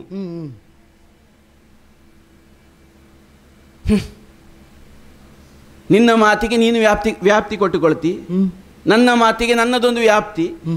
ಹೌದಲ್ಲ, ಕೆಡುವವ ಅವ, ಎಲ್ಲರನ್ನು ನಂಬಿ ಕೆಡುವವ. ಸತಿಯನ್ನು ಅಲ್ಲೇನು ಬ್ರಹ್ಮಚರ್ಯದ ದೀಕ್ಷೆಗೆ ತಪ್ಪುವನಲ್ಲ. ನೀವು ಅನುಚಿತವ ನುಡಿದರೆ ನಡಿ ಈ ಕೊಟ್ಟೆ ಕಾಳಗವ ನಿಮಗೆ. ಪರಶುರಾಮರ ವಿರುದ್ಧವಾಗಿ ಯುದ್ಧ ಮಾಡಿದ್ರು ಭೀಷ್ಮರು. ಹೌದು, ಹೆಣ್ಣು ಅಲ್ಲದ ಗಂಡು ಅಲ್ಲದ ಒಬ್ಬ ಬಂದ್ರೆ ನಾನು ಯುದ್ಧ ಮಾಡುವುದಿಲ್ಲ ಅಂತ ಹೇಳಿದ್ರಂತೆ. ಹೌದು, ಅದು ಕೌರವ ಪಾಂಡವರು ಹುಟ್ಟುವ ಮೊದಲೇ ಮಾಡಿದ ನಿರ್ಣಯ ಅಲ್ವಾ? ಹೌದಪ್ಪ. ಗಂಡು ಎಂದು ನಿರ್ಧರಿಸಲ್ಪಟ್ಟು ಅವನಿಗೆ ಅಕ್ಷೋಹಿಣಿ ಪತಿತ್ವವನ್ನು ಕೊಟ್ಟ ನಂತರ ಅವ ಎದುರು ಬಂದಾಗ ಮತ್ತೆ ಇವರು ಬಿಟ್ಟದ್ದು. ಮತ್ತೆ ಒಂದನಿಸುವುದು ಅವರದ್ದು ತಪ್ಪು ಹೌದೋ ಅಲ್ವಾ ಅಂತ ನಿರ್ಣಯ ಮಾಡ್ಲಿಕ್ಕೆ ನಾನಲ್ಲ. ತಪ್ಪೇನು ಇಲ್ಲ ಅದರಲ್ಲಿ. ಯಾಕೆ ಅಂದ್ರೆ ತನ್ನ ಬದುಕಿನ ವ್ರತವನ್ನು ಉಲ್ಲಂಘಿಸಿ ನಿಯಮವನ್ನು ಬಿಟ್ಟು ಯಾವ ಯುದ್ಧದಲ್ಲೂ ಭಾಗಿಯಾಗುವುದಿಲ್ಲ ಅಂತ ಅವರು ಸ್ಪಷ್ಟಪಡಿಸಿದ್ದು. ಮತ್ತೆ ಒಂದು ದ್ರೌಪದಿಯ ವಸ್ತ್ರಾಪಹರಣವನ್ನು ಕಂಡ ನಂತರವೂ ಸಾಯಬಾರದು ಅಂತ ನಿರ್ಧರಿಸಿದಂತಹ ಅವರಿಗೆ ಈ ಕೌರವನ 10 ದಿನದ ಕಾಟಕ್ಕೆ ಸಾಯಬೇಕು ಅಂತ ಅನಿಸಿತಲ್ಲಿ. ಈಗ ಬಿದ್ದ ಮೇಲೆ ಹೇಗೂ ವ್ಯಾಖ್ಯಾನ ಮಾಡಬಹುದು. ಅಲ್ಲಲ್ಲ, ಹೌದು. ಈಗ ನಿನ್ನ ಮಾತಿಗೆ ನೀನು ವ್ಯಾಖ್ಯಾನ ಮಾಡಿದ ಹಾಗೆ ನನ್ನ ಮಾತಿಗೆ ನಾನಲ್ಲದ ಮತ್ಯಾರು ಶಲ್ಯರೇ ಹೇಳು. ಹೌದಪ್ಪ. ಈಗ ನನ್ನ ಮಾತಿಗೆ ನಾನು ವ್ಯಾಖ್ಯಾನ ಮಾಡ್ತೇನೆ. ಧಾರಾಳ ಹೇಳು. ಸರಿ, ಅಲ್ಲಿಗಾಗುವಾಗ 10 ದಿನಕ್ಕಾಗುವಾಗ ಪಾಂಡವರನ್ನ ಬಂದಂತಹ ಕೃಷ್ಣನಿಗೆ ಗುಟ್ಟನ್ನು ಹೇಳಿ ಸತ್ತರು. ಎದುರು ಬಂದರು ವಿಗಡರುದ್ರನಾದರೂ ಅವರ ಹಣೆಯ ಮೇಲೆ ಬೆವರನ್ನು ಇಳಿಸುವಂತಹ ಸಾಮರ್ಥ್ಯ ಉಳ್ಳಂತಹ ದ್ರೋಣಾಚಾರ್ಯರು ಮಗನ ಕಾರಣಕ್ಕಾಗಿ ತನ್ನ ಹಸುವನ್ನು ಕೊಟ್ಟರು. ಅವರಲ್ಲಿ ಕೌರವನ ವಿಶ್ವಾಸವೇ ಇರಲಿಲ್ಲ. ಅದು ತೂತು ಬಿದ್ದ ದೋಣಿ ಅಂತ ಅವನಿಗೆ ಗೊತ್ತಿಲ್ವ? ನನ್ನ ಮದ್ದಾನೆ ಕರ್ಣ, ನನ್ನ ಮದ್ದಾನೆ. ನಿನ್ನೆ ಹೇಳಿದೆ ಮೊದಲೇ, ಅಲ್ಲ ಇದು ದಾಟುವಂತ ದೋಣಿ ಅಲ್ಲ, ಇದು ಕಾಗದ ದೋಣಿ, ಇದಾಗ್ಲಿಕ್ಕಿಲ್ಲ ನಿನಗೆ ಅಂತ ಹೇಳಿದ್ರೆ ನೀವು ಹೇಳಿದ್ದು ಕೇಳಿದನಾ? ಅವ್ರಿಗೆ ಕೇಳಲಿಕ್ಕಿಲ್ಲ. ಸರಿ, ನಿನ್ನ ಮಿತ್ರ ಅಲ್ವಾ? ನಮಗೆ ನೀವು ಹೇಳಿದ್ದಕ್ಕಿಂತ ಅವ ಕೇಳಿದನು ಎಂಬುದು ಮುಖ್ಯ. ಕೇಳುವವರಿಲ್ಲದಿದ್ದಾಗ ಹೇಳುವವನಿಗೆ ಇಲ್ಲಿ ಯಾಕೆ ಒಂದು ಇರಬೇಕಾದಂತ ಅವಶ್ಯಕತೆ ಇಲ್ಲ. ನಮಗೆ ಹೇಳಲಿಕ್ಕೆ ಈಗ ಅವ ಅಲ್ವೋ, ಆದ್ರಿಂದ ಕೇಳಿದ್ದ. ಅವ ಕೇಳಿದನೋ ನೀವು ಹೇಳಿದ್ದನ್ನು ಅಂತ. ನನಗೂ ಒಂದು ವ್ರತ ಉಂಟು. ನಿನ್ನೆ ಅವನಿಗಾಗಿ ಹೇಳಿಯೇ ಬಂದಿದ್ದೇನೆ. ಏನಂತ? ನನ್ನ ಮಾತನ್ನು ಎಲ್ಲಿಯವರೆಗೆ ಕರ್ಣ ಕೇಳ್ತಾನೋ ಅಲ್ಲಿಯವರೆಗೆ ನಾನು ನಿಲ್ತೇನೆ ವಾಗೆಯನ್ನು ಹಿಡ್ಕೊಂಡಂತೆ. ನನ್ನ ಮಾತನ್ನು ಯಾವಾಗ ತಿರಸ್ಕರಿಸ್ತಾನೋ ವಾಗೆಯನ್ನು ಬಿಟ್ಟೆ ನಾನೀಗ ನಡೀತೇನೆ. ಈಗ ನಿಮ್ಮಲ್ಲೇ ಒಂದು ಕೇಳುವುದು, ನೀವು ಇದನ್ನು ನೆವನವಾಗಿಸಿದಂತಾಗ್ತದೆ. ಯಾಕೆ ಅಂದ್ರೆ ಈ ಮಾತನ್ನು ನೀವು ಕೌರವನಿಗೆ ಹೇಳಿದ್ಯಾವಾಗ? ನಿನ್ನೆ. ತೊಟ್ಟ ಬಾಣವನ್ನು ತೊಡುವುದಿಲ್ಲವೆಂಬಂತಹ ಮಾತಿಗೆ ನಾ ಬದ್ಧನಾದದ್ದು ನಿನ್ನೆ ಅಲ್ಲ, ಅದಕ್ಕಿಂತ ಪೂರ್ವದಲ್ಲಿದ್ದಂತಹ ವ್ರತ. ಈಗ ಮಾತಿಗೆ ಬದ್ಧರಾಗಿಯೇ ನೀವು ವರ್ತಿಸುವುದಾದರೆ ಪೂರ್ವದಲ್ಲಿದ್ದ ಮಾತು ಅನುಷ್ಠಾನೀಯವಾಗಿರುವಾಗ ಈಗ ನಿಯಮಗಳನ್ನು ಶಾಸನಗಳನ್ನು ರೂಪಿಸುವಾಗಲೂ ರಾಜರಾದ ನಿಮಗೆ ಗೊತ್ತುಂಟು, ಒಂದೋ ಇದ್ದ ನಿಯಮವನ್ನು ಪರಿವರ್ತನೆ ಮಾಡಿ ಹೊಸತು ತರಬೇಕು. ಅದಲ್ಲದಿದ್ರೆ ಇದ್ದದ್ದು ಅನುಷ್ಠಾನದಲ್ಲಿ ಹೇಗಿರ್ತದೋ ಹಾಗೇ ಇರುತ್ತಾ ಅದಕ್ಕೆ ಅಬಾಧಕವಾಗುವ ವಿಧಾನದಲ್ಲಿ ನವ ನಿಯಮಗಳನ್ನು ತರಬೇಕಾಗ್ತದೆ. ಈಗ ನಾನು ಆಡಿದಂತಹ ಮಾತು ಊರ್ಜಿತವಾಗಿರುತ್ತಾ ನಿಮ್ಮ ಆ ಮಾತನ್ನು ಇಲ್ಲಿಗೆ ಅನ್ವಯಿಸುವುದಕ್ಕಾಗುವುದಿಲ್ಲ. ಯಾಕೆ ಅಂದ್ರೆ ನಾನು ಹೇಳಿದ ಹಾಗೆ ಕೇಳುವುದಕ್ಕೆ ಈ ಒಂದು ಮಾತಿನ ಪ್ರತಿಬಂಧಕ ಇದ್ದದ್ರಿಂದ, ಈ ಮಾತು ಪೂರ್ವದಲ್ಲೇ ಆಡಿದ ಮಾತಾದದ್ದರಿಂದ ಆ ಮಾತಿನ ವ್ಯಾಪ್ತಿಗೆ ಇದು ಬರುವುದಿಲ್ಲವಾದ್ರಿಂದ ಇದಕ್ಕೆ ಬಿಟ್ಟು ಬೇರೆ ನೀವೇನು ಹೇಳಿದ್ರು ಕೇಳ್ತೇನೆ. ನೀವು ಯಾಕೆ ಆಕ್ರೋಶಗೊಳ್ಳುವುದು? ಆಗುದಿಲ್ಲ. ಯಾಕೆ? ಭೀಷ್ಮರ ಮಾತು ಕೌರವ ಪಾಂಡವರು ಹುಟ್ಟುವ ಮೊದಲೇ ಆಡಿದ್ದಾರೆ, ಅದು ಲೋಕಕ್ಕೆ ಗೊತ್ತುಂಟು, ಎಲ್ಲರಿಗೂ ಗೊತ್ತಿದ್ದಂತಹ ಮಾತು. ಈಗ ಭೀಮನಾಡಿದಂತಹ ಮಾತು, ಕೌರವನನ್ನು ನಾನು ಕೊಲ್ತೇನೆ, ಇವನನ್ನು ಅವ ಕೊಲ್ತಾನೆ, ಅವನನ್ನು ಇವ ಕೊಲ್ತಾನೆ, ಲೋಕಕ್ಕೆ ಗೊತ್ತಿರುವಂತಹ ಮಾತು. ಅದು ಕೊಟ್ಟ ಮಾತು ಪ್ರಪಂಚಕ್ಕೆ. ನೀನು ಹೇಳು ಯಾರಿಗೆ ಮಾತು ಕೊಟ್ಟಿದ್ದೆ ಅಂತ, ನಾನು ಮುಂದುವರಿತೇನೆ. ಯಾರಿಗೆ ಕೊಟ್ಟ ಮಾತು ನಿನ್ನದು? ಅಲ್ಲ, ನಾನು ನಿಮ್ಮಲ್ಲಿ ಹೇಳಬೇಕು ಅಂತ ನಿರ್ಬಂಧ ಏನು? ಅಲ್ಲ, ನಿರ್ಬಂಧ ಅಲ್ಲ. ನೀವಲ್ಲ ಕೌರವ ಕೇಳಲಿಕ್ಕಿಲ್ಲ. ಕೌರವ ಕೇಳಲಿಕ್ಕಿಲ್ಲ, ಮತ್ತೆ ನೀವೆಂತದ್ದು ಕೇಳು? ಅಲ್ಲ, ಕೌರವ ಕೇಳಲಿಲ್ಲ ಅನ್ನೋದು ನನ್ನ ವ್ಯಾಪ್ತಿಯ ಪ್ರಶ್ನೆ ಅಲ್ಲ. ನಿಮ್ಮ ವ್ಯಾಪ್ತಿಯ ಪ್ರಶ್ನೆ ನಾನು ಹೇಳಿದ್ದೆ ಅಲ್ಲ, ಇದು ನಿಮ್ಮ ವ್ಯಾಪ್ತಿಯ ವಿಷಯ, ಇದು ಅಲ್ಲ ಅಂದದ್ದು. ಯಾಕೆ ಅಂದ್ರೆ ಕೌರವನ ಜೊತೆಗಿನ ಮೈತ್ರಿ ಮತ್ತು ಪಾರ್ಥನ ಜೊತೆಗಿನ ದ್ವಂದ್ವ, ಪಾರ್ಥನ ಜೊತೆಗಿನ ದ್ವಂದ್ವದ ನನ್ನ ನಿಲುವಿಗೆ ಬಾಧಕವಾಗುವಂತೆ ಮೈತ್ರಿ ಇರಕೂಡದು, ಮೈತ್ರಿಗೆ ಬಾಧಕವಾಗುವಂತೆ ಪಾರ್ಥನ ಜೊತೆಗಿನ ದ್ವಂದ್ವವನ್ನು ನನ್ನ ಅಪೇಕ್ಷೆಯನ್ನು ನಾ ತರಕೂಡದು. ಇದೆರಡನ್ನು ಸಮಾನಾಂತರವಾಗಿ ಕೊಂಡೋಗುವ ಹೊಣೆ ನನ್ನದಾದ್ದರಿಂದ ಪಾರ್ಥನ ಜೊತೆಗಿನ ದ್ವಂದ್ವದಲ್ಲಿ ನಾನು ಅನುಸರಿಸುವ ನೀತಿಗಳನ್ನು ಕೇಳುವಂತಿಲ್ಲ. ನಿಮ್ಮ ಮಾತು ಅತಿವ್ಯಾಪ್ತಿ ಎಂಬುದಕ್ಕೊಂದೇ ದೃಷ್ಟಾಂತ ಕೊಡ್ತೇನೆ. ನೀವು ಹೇಳಿ, ಈಗ ನೀವು ನಿನ್ನೆ ಕೊಟ್ಟ ಮಾತೇನು, ನೀನಾಗಲಿ ಕರ್ಣನಾಗಲಿ ನಾನು ಹೇಳಿದ್ದು ಕೇಳಬೇಕು ಅಂತ. ಆ ಮಾತಿಗೆ ಅತಿವ್ಯಾಪ್ತಿಯನ್ನು ನೀವು ಹೇರುತ್ತೀರಿ ಅಂತ ಯಾಕೆ ಹೇಳಿದ್ದು ಗೊತ್ತು? ಪೂರ್ವಾನ್ವಯ ಮಾಡ್ಲಿಕ್ಕಿಲ್ಲ ಅಂತ ಹೇಳಿದ್ರೆ ನೀವು ಕೇಳುವುದಿಲ್ಲ. ನಾನೀಗ ಕರ್ಣನಿಗೆ ಇನ್ನು ಮುಂದುವರಿಯಬೇಕು ಅಂತ ಆದರೆ ಪಾಂಡವರು ಸೋತರು, ನೀನು ರಾಜನಾಗಬಾರದು ಅಂತ ನೀವೊಂದು ಮಾತು ಹೇಳ್ತೀರಿ, ಅದನ್ನು ಕೌರವ ಕೇಳಬೇಕಾ? ಅಲ್ಲ, ನಾನು ಹೇಳುವುದಿಲ್ಲ. ನೀವು ಅಲ್ಲಲ್ಲ, ಈಗ ನೀವು ಹೇಳಿದ ಮಾತಿನ ವ್ಯಾಪ್ತಿಯಲ್ಲಿ ಈ ಮಾತು ಬರುವುದಿಲ್ವಾ? ಬರ್ತದಲ್ಲ. ನೀವು ಏನು ಹೇಳಿದರು ಕೌರವ ಆಗಲಿ ಕರ್ಣ ಆಗಲಿ ಕೇಳಬೇಕು, ಇಲ್ಲದಿದ್ರೆ ಬಿಟ್ಟು ಹೋಗ್ತೇನೆ. ಇದನ್ನು ನೀವು ಆಡಿದ್ದು ನಿನ್ನೆ, ಇದು ನಿರ್ಬಂಧ ಅಂತ ನನಗೆ ಬಂದದ್ದು. ಈಗ ಆಡಿದ ಮಾತೆಲ್ಲವನ್ನೂ ಕೇಳಬೇಕು ಎಂಬುದಕ್ಕೆ ಪೂರ್ವಾಪರ ಅಬದ್ಧವಾದದ್ದನ್ನು, ಪರಸ್ಪರ ವ್ಯಕ್ತಿನಿಷ್ಠೆಗೆ ಬಾಧಕವಾಗುವುದನ್ನು, ಪಕ್ಷದ ನೇತಾರನಿಗೆ ಮಾರಕವಾಗುವುದನ್ನು ಮಾತಾಗಿ ಹೇಳಿದ್ರೆ ಕೌರವನಿಗಾದ್ರೂ ಕೇಳುವುದಕ್ಕಾಗ್ತದ? ಆಗುವುದಿಲ್ಲ. ತದ್ವತ್ತಾಗಿ ನನ್ನ ಪಾರ್ಥನ ದ್ವಂದ್ವದ ನೆಲೆಗೆ ನಿಲುವಿಗೆ ನನ್ನ ನಿರ್ಣಯಕ್ಕೆ ಕೌರವನೇ ಅಂತರಾಯ ತರದಿರುವಾಗ ನಿನ್ನ ರಾತ್ರಿ ಹೇರಿದ ನಿರ್ಬಂಧ ಎಂಬ ನೆಲೆಯಿಂದ ಅದರಲ್ಲಿ ಪರಿವರ್ತನೆ ತರುವುದಕ್ಕೆ ಶಲ್ಯರ ಮಾತಿಗೆ ವ್ಯಾಪ್ತಿ ಇಲ್ಲವಾದ್ದರಿಂದ ನನಗೆ ಕೇಳುವುದಕ್ಕಾಗುವುದಿಲ್ಲ. ಶಲ್ಯರ ಮಾತಿಗೆ ವ್ಯಾಪ್ತಿ ಇಲ್ಲ ಅಂತ ನೀನು ಹೇಳಲಿಕ್ಕಿಲ್ಲ. ಯಾಕೆ? ಶಲ್ಯರ ಮಾತಿಗೆ ಎಲ್ಲಿಯವರೆಗೆ ವ್ಯಾಪ್ತಿ ಅಂತ ಶಲ್ಯ ನಿರ್ಧರಿಸ್ತಾನೆ. ಅಲ್ಲ, ಅಲ್ಲ, ಅದೇ ಶಲ್ಯ ನಿಲ್ಲಿಸುವ ವಿಷಯ ಅಲ್ಲ ಅಂತ, ಶಲ್ಯ ನಿರ್ಣಯಿಸುವ ವಿಷಯ ಅಲ್ಲ. ನೋಡು, ಈಗ ಶಲ್ಯರ ಮಾತು ಕೇಳಬೇಕಾದ ಯಾರು? ಕರ್ತೃತ್ವರಿಗೆ. ಕರ್ಣ. ಈಗ ನಿರ್ಣಯಿಸುವುದು ಯಾರು ಹಾಗಾದ್ರೆ? ಕರ್ಣ ಅಲ್ವಾ? ಅದನ್ನೇ ನಾನು ಹೇಳಿದ್ದು. ನಾನು ನಿರ್ಣಯಿಸಿ ನಾನು ಕೇಳುವ ಮಾತಿನ ವ್ಯಾಪ್ತಿಯನ್ನು ನಿಮಗೆ ಏನು ಹೇಳಬೇಕು ಅಂತ ನಿರ್ಣಯಿಸಬಹುದು. ಕೇಳ್ತೇನೋ ಇಲ್ವೋ ಇದನ್ನು ನಿರ್ಣಯಿಸುವ ವ್ಯಾಪ್ತಿ ಕರ್ಣನಿಗೆ. ಅದು ನನಗೆ ಗೊತ್ತುಂಟಲ್ಲ, ಆದ್ದರಿಂದ ಇಲ್ಲ ಅಂತದ್ದಲ್ವಾ? ಅಲ್ಲ, ನಾನು ಹೇಳಿದ್ದು ಅದನ್ನೇ. ನನ್ನ ವ್ಯಾಪ್ತಿಯಲ್ಲಿರುವಂತಹ ಮಾತುಗಳನ್ನು ಆಡಿದಾಗ ಕರ್ಣ ತಿರಸ್ಕರಿಸಿದ್ರೆ ನಾನು ಕೂತ್ಕೊಳ್ಳುವುದಿಲ್ಲ ಅಂತ ಹೇಳಿದ್ದು. ಕರ್ಣ ಒಂದು ಮಾತು ಹೇಳ್ತೇನೆ, ನಿನ್ನದ್ದು ಕೌರವನ ನಡುವೆ ಸಂಬಂಧ ಏನು, ನಿನ್ನ ಮಾತುಗಳೇನು ನನಗೆ ಬೇಕಾದದ್ದಲ್ಲ. ಈಗ ನನ್ನ ಮಾತು ಹೇಗೆ ಅತಿವ್ಯಾಪ್ತಿ ಅಂತ ನಿನಗೆ ಅನಿಸ್ತದೋ, ನೀನು ಮಾತು ಕೊಟ್ಟಿದ್ದೆ ಸುಳ್ಳು ಅಂತ ನನಗನಿಸ್ತದೆ ಪುಣ್ಯಾತ್ಮ. ಈಗ ನನಗೆ ಏನೇನು ಅನ್ನಿಸ್ಲಿಕ್ಕೆ ಪ್ರಾರಂಭ ಆಗಿದೆ ಗೊತ್ತುಂಟು? ನಿನಗೆ ಪರಶುರಾಮರು ನನ್ನ ಸಾರಥ್ಯದಲ್ಲಿ ಗೆಲುವುಂಟು ಅಂತ ಹೇಳಿದ್ದೆ ಸುಳ್ಳು ಅಂತ ಅನ್ನಿಸ್ತಾ ಉಂಟು. ಒಂದು ವೇಳೆ ಅದು ಸತ್ಯ ಆಗಿದ್ದರೂ ಕೌರವ ನನ್ನಲ್ಲಿ ಹೇಳಿದ್ದು, ಶಲ್ಯರ ಸಾರಥ್ಯ ದೊರಕಿದರೆ ಒಂದು ದಿನಕ್ಕಾಗುವಾಗ ಕರ್ಣ ಜಯಿಸ್ತಾನೆ. ಕರ್ಣ ಈ ತರದ ಅಧಿಕ ಪ್ರಸಂಗ ಮಾಡ್ತಾನೆ ಅಂತ ಆದರೆ ಅಲ್ಲಿ ರೇ ಅಂತ ಉಂಟಲ್ಲ, ಅಷ್ಟು ಸಾಕಾಗ್ತದೆ ನನಗೆ. ಶಲ್ಯರ ಸಾರಥ್ಯ ದೊರಕಿದರೆ ವಿಷಯ ಎಂತದ್ದು ಗೊತ್ತುಂಟ? ಈಗ ನೀವು ಹೊರಡ್ತೀರೋ ಇಲ್ವೋ, ಈಗ ಉದ್ವೇಗವಶರಾಗಿ ಒಮ್ಮೆ ಎದ್ದು ಒಮ್ಮೆ ಕೂತ್ಕೊಂಡದ್ರಿಂದ ಹೇಳುದು. ಇಷ್ಟು ಮಾಡಿದ ಮೇಲೆ ಈಗ ಪರಶುರಾಮನ ಮಾತೆ ಸುಳ್ಳು ಅಂತ ಹೇಳಿದ್ರೆ ಇಡೀ ದಿವಸ ಕುಳಿತದ್ದು ವ್ಯರ್ಥ ಅಂತ ಆಗ್ತದೆ. ನಮ್ಮ ನೆಲೆಗೆ ತೊಡಕಾಗುದು. ಪರಶುರಾಮರ ಮೇಲೆ ಗೌರವ ಉಂಟು. ಕರ್ಮಕ್ಕೆ ತಾಗುದಿಲ್ವಾ? ಪರಶುರಾಮರ ಹೆಸರು ಹೇಳಿ ನೀನು ಬೆಲ್ಲ ಮುಗ್ಲಿಕ್ಕೆ ಹೊರಟಿ. ಹೌದು, ನಾನು ಮಾಡಿದ ಮೋಸಕ್ಕೆ ನೀವು ಬಲಿಯಾದದ್ದು ಅಂತಾಗುದಲ್ವಾ? ಅಲ್ವಾ? ಸರಿ, ಅದು ಆಗುದು ಬೇಡ ಅನ್ನೋ ಕಾರಣಕ್ಕಾಗಿ ನಾನು ಮೋಸ ಮಾಡಲಿಲ್ಲ ಅಂತ ನನಗೆ ದೃಢ ಇರುವಾಗ ನೀವು ಅದರ ಕುರಿತಾಗಿ ಏನು ಹೇಳಿದ್ರು? ಪರಶುರಾಮರು ಹೇಳಿದ ಮಾತು ಕೇಳಿದ ನನಗೆ ಅದರಿಂದ ಯಾವ ಅಂತರಾಯವೂ ಇಲ್ಲ. ಕೌರವನಲ್ಲಿ ಏನು ಮಾತಾಡಿದ್ದೇನೆನ್ನುವುದರ ಕುರಿತು ಆ ವ್ಯಾಪ್ತಿ ಎಷ್ಟು ಅದರ ವಿಸ್ತಾರ ಎಷ್ಟು ಅನ್ನುವ ಅರಿವು ಇರುವ ಕುರಿತು ನನಗೆ ನನ್ನ ನಿಶ್ಚಯ ಉಂಟು. ಹಾಗಾಗಿ ವಾಗಿಯನ್ನು ಬಿಟ್ಟಿದ್ದೇನೆ. ಭಾನುಜಾತ ನಿನಗಾಗಿ ಕಾಯ್ತಾ ಇದ್ದಾನೆ. ಹೋಗು. ಎದುರುಗೊಳ್ಳುವ ಬಗೆಯಲ್ಲೇ ಎದುರಿಸ್ತೇನೆ, ಮುಂದುವರಿಸ್ತೇನೆ ಯುದ್ಧವನ್ನು.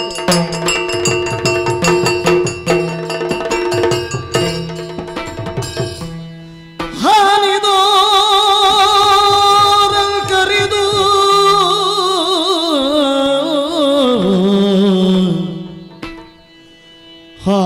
ಹಾನಿದೋರಲ್ ಕರಿದು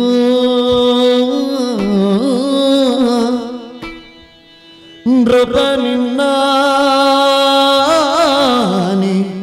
ಕುಸಿದುದೋ ಕೇಳು. ನೃಪ ನಿನ್ನಾನಿ ಕುಸಿದುದು ಕೇಳು.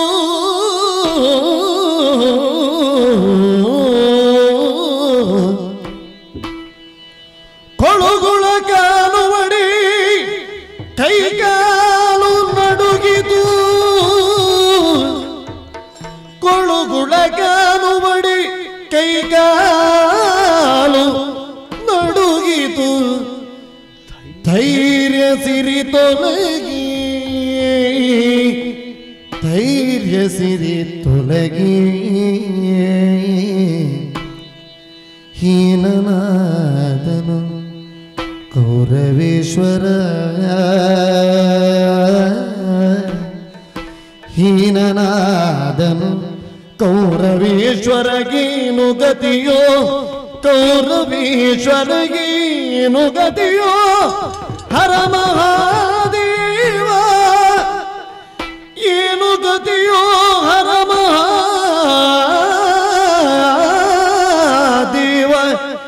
ಈ ನಿರೋಧಕ್ಕೆ ಕಾದೆನು ಎನ್ನುತ್ತ ಅಳಲಿದನು ಕರ್ಣ ಅಳಲಿದನು ಕರ್ಣ ಹೀನನಾದನು ಕೌರವೇಶ್ವರಗೆ ಏನು ಗತಿಯೋ ಹರ ಮಹಾದೇವ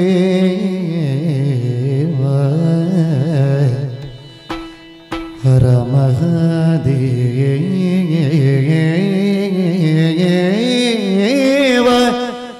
ಹರ ಮಹಾದೇವ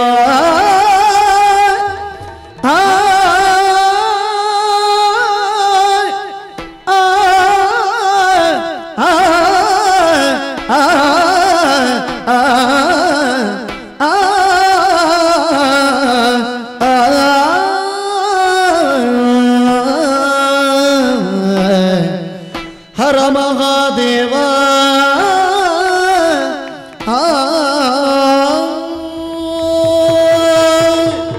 ಹಾನಿ ಹಾನಿ ಹಾನಿ ಸರ್ವತ್ರ ಹಾನಿ. ರಥದ ಗಾಲಿಗಳು ನೆಲ ಕಚ್ಚಿ ಹಿಡಿಯುವುದು. ಮುಗ್ಗರಿಸಿ ಬಿದ್ದ ನಾನು ಅದನ್ನು ಎತ್ತುವುದಕ್ಕಾಗಿ ಸಹಾಯ ಯಾಚನೆ ಮಾಡುವುದು. ಭರವಸೆ ತೋರಿದ ಪ್ರಾರ್ಥನೆ ಬೆಂಗಡೆಯಿಂದ ಹೊಡೆದು ಕೆರಳಿಸುವುದು. ಕುಠಾರವನ್ನೆತ್ತಿ ಕಡಿಯುವುದಕ್ಕೆ ಹೊರಟಾದ ಕೈಯ ಬಿರುಸು ತಣಿದು ಹೋಗುವುದು. ಮತ್ತೆ ಮಂತ್ರಾಸ್ತ್ರವನ್ನು ಸ್ಮರಿಸುವುದಕ್ಕೆ ಹೊರಟ್ರೆ ಇಲ್ಲ ಇಲ್ಲ, ಕೈಕಾಲುಗಳು ಬಸವಳಿಕೆ ಬಂದಂತಾಗಿ ಕುಸಿಯುವುದಕ್ಕೆ ಹೊರಟ ಕಾಲದಲ್ಲಿ ಮಂತ್ರಶರಗಳ ವಿಸ್ಮೃತಿಯಾಗುವುದು. ಸರ್ವತ್ರ ಹಾನಿ ಅರಿತು ನೃಪನಾಗುವುದಕ್ಕೆ ಹೊರಟ ಕೌರವೇಶ್ವರ ಗಜಪುರದ ಪ್ರಭುವಾಗುವುದಕ್ಕೆ ಏರಿದ ಮತ್ತವಾರಣ ಕುಸಿತಾ ಉಂಟು ಕುಸಿತಾ ಉಂಟು. ಇಲ್ಲ, ನೃಪನಿ ನಾನೇ ಕುಸಿದುದು. ಕೈಕಾಲುಗಳಲ್ಲಿ ತ್ರಾಣ ಇಲ್ಲ, ಹೋರಾಡುವ ಕೆಚ್ಚಿ ಇನ್ನೂ ಹೆಚ್ಚು ಕಾಲ ಊರ್ಜಿತವಾಗುವುದಿಲ್ಲ ಅಂತ ಗೊತ್ತಾದಾಗ ಕುಸಿತಾ ಇರುವ ನನ್ನ ಕಾಯದ ಕುರಿತಾಗಿ, ಅದವರ ಕಸುವಿನ ಕುರಿತಾಗಿ ಅಲ್ಲ, ನನ್ನ ಪಾರ್ಥವಿದ್ವೇಷದ ಸಂಕಲ್ಪದ ಕುರಿತಾಗಿ ಅಲ್ಲ ನಾ ಯೋಚಿಸುವುದು.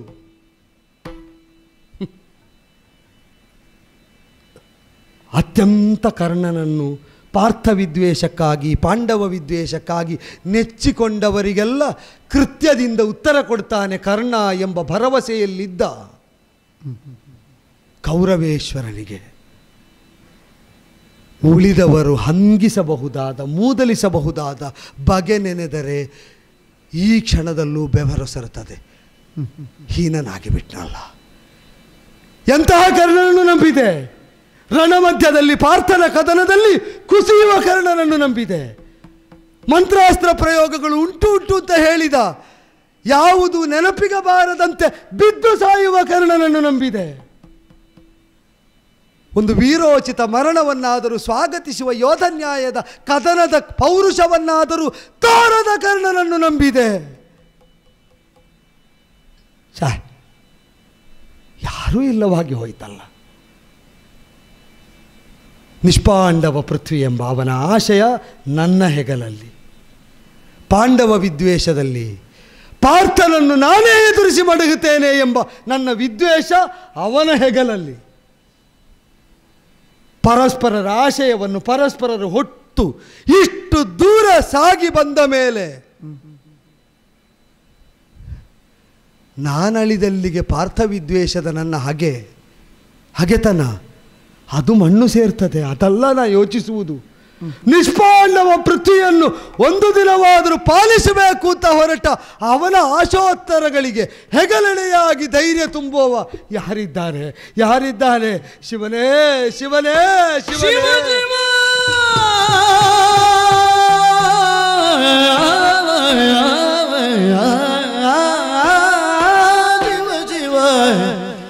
ಸಮರದೊಳು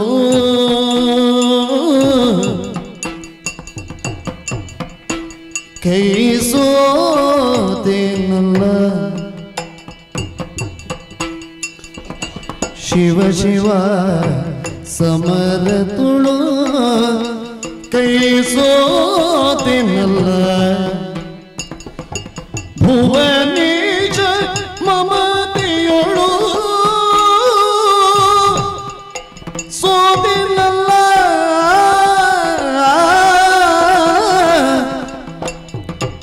ಭುವನೇಶ ಮಮತೆಯುಳು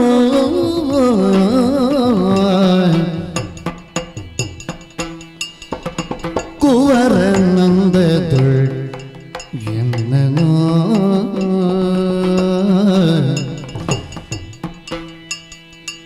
ಕುವರನಂದದೊಳ್ ಎಲ್ಲನು ಆಪತ್ತಿಗ ಕುಬನಿಂದು ಸಲಗಿದನು ಆಪತ್ತಿಗ ಕುಬನಿಂದು ಸಲಗಿದನು ಶಿವ ಶಿವ ಶಿವ ಶಿವ ಶಿವ ಶಿವ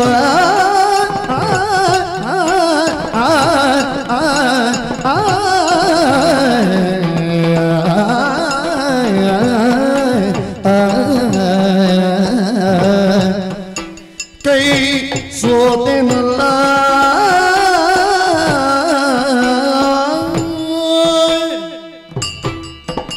ಶಿವ ಶಿವ.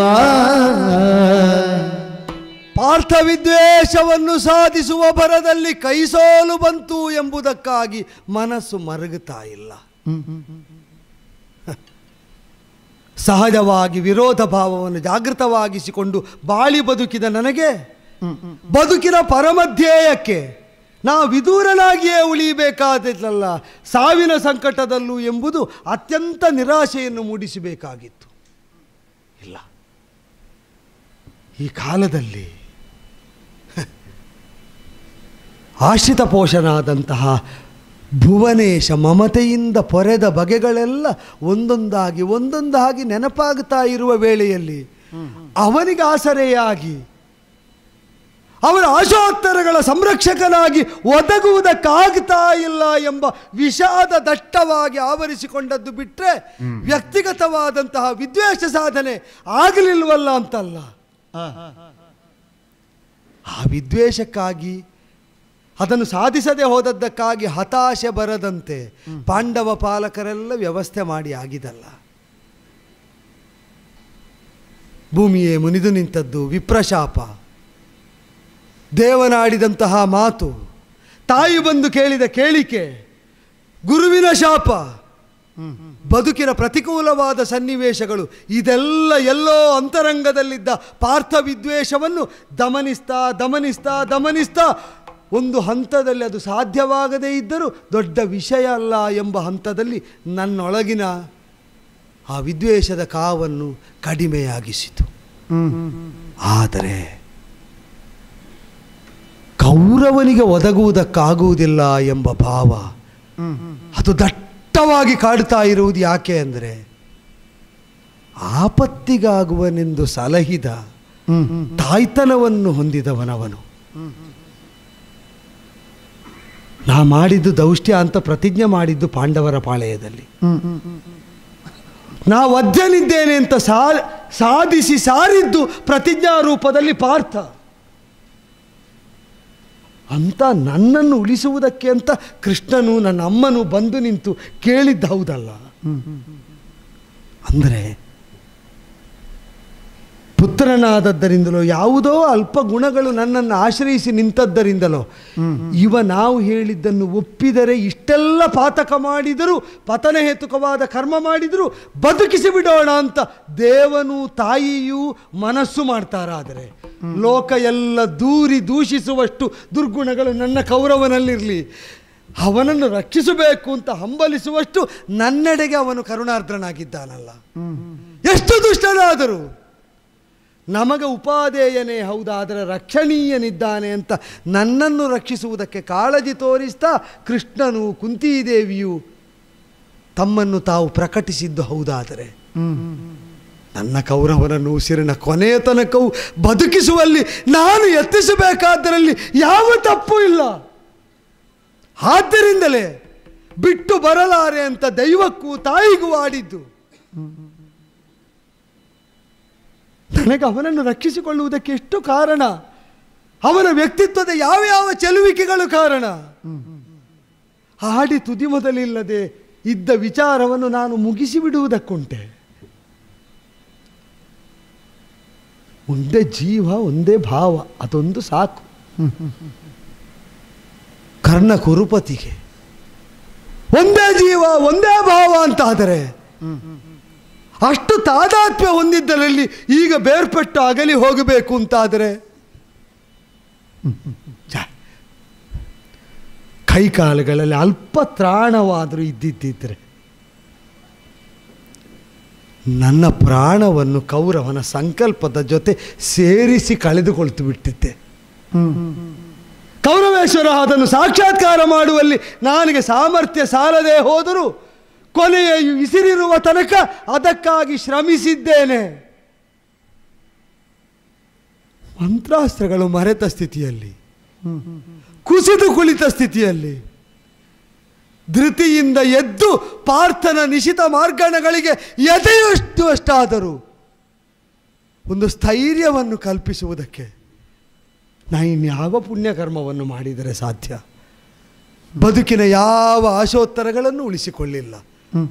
ಕೌರವನಿಗಾಗಿ ರಣಪ್ರವೃತ್ತಿ ಇರುವಾಗಲೇ ಪ್ರಾಣತ್ಯಾಗ ಮಾಡಬೇಕೆಂಬುದಕ್ಕಿಂತ ಮಿಗಿಲಾದ ಯಾವ ಆಶೋತ್ತರಗಳು ಬೇಡ.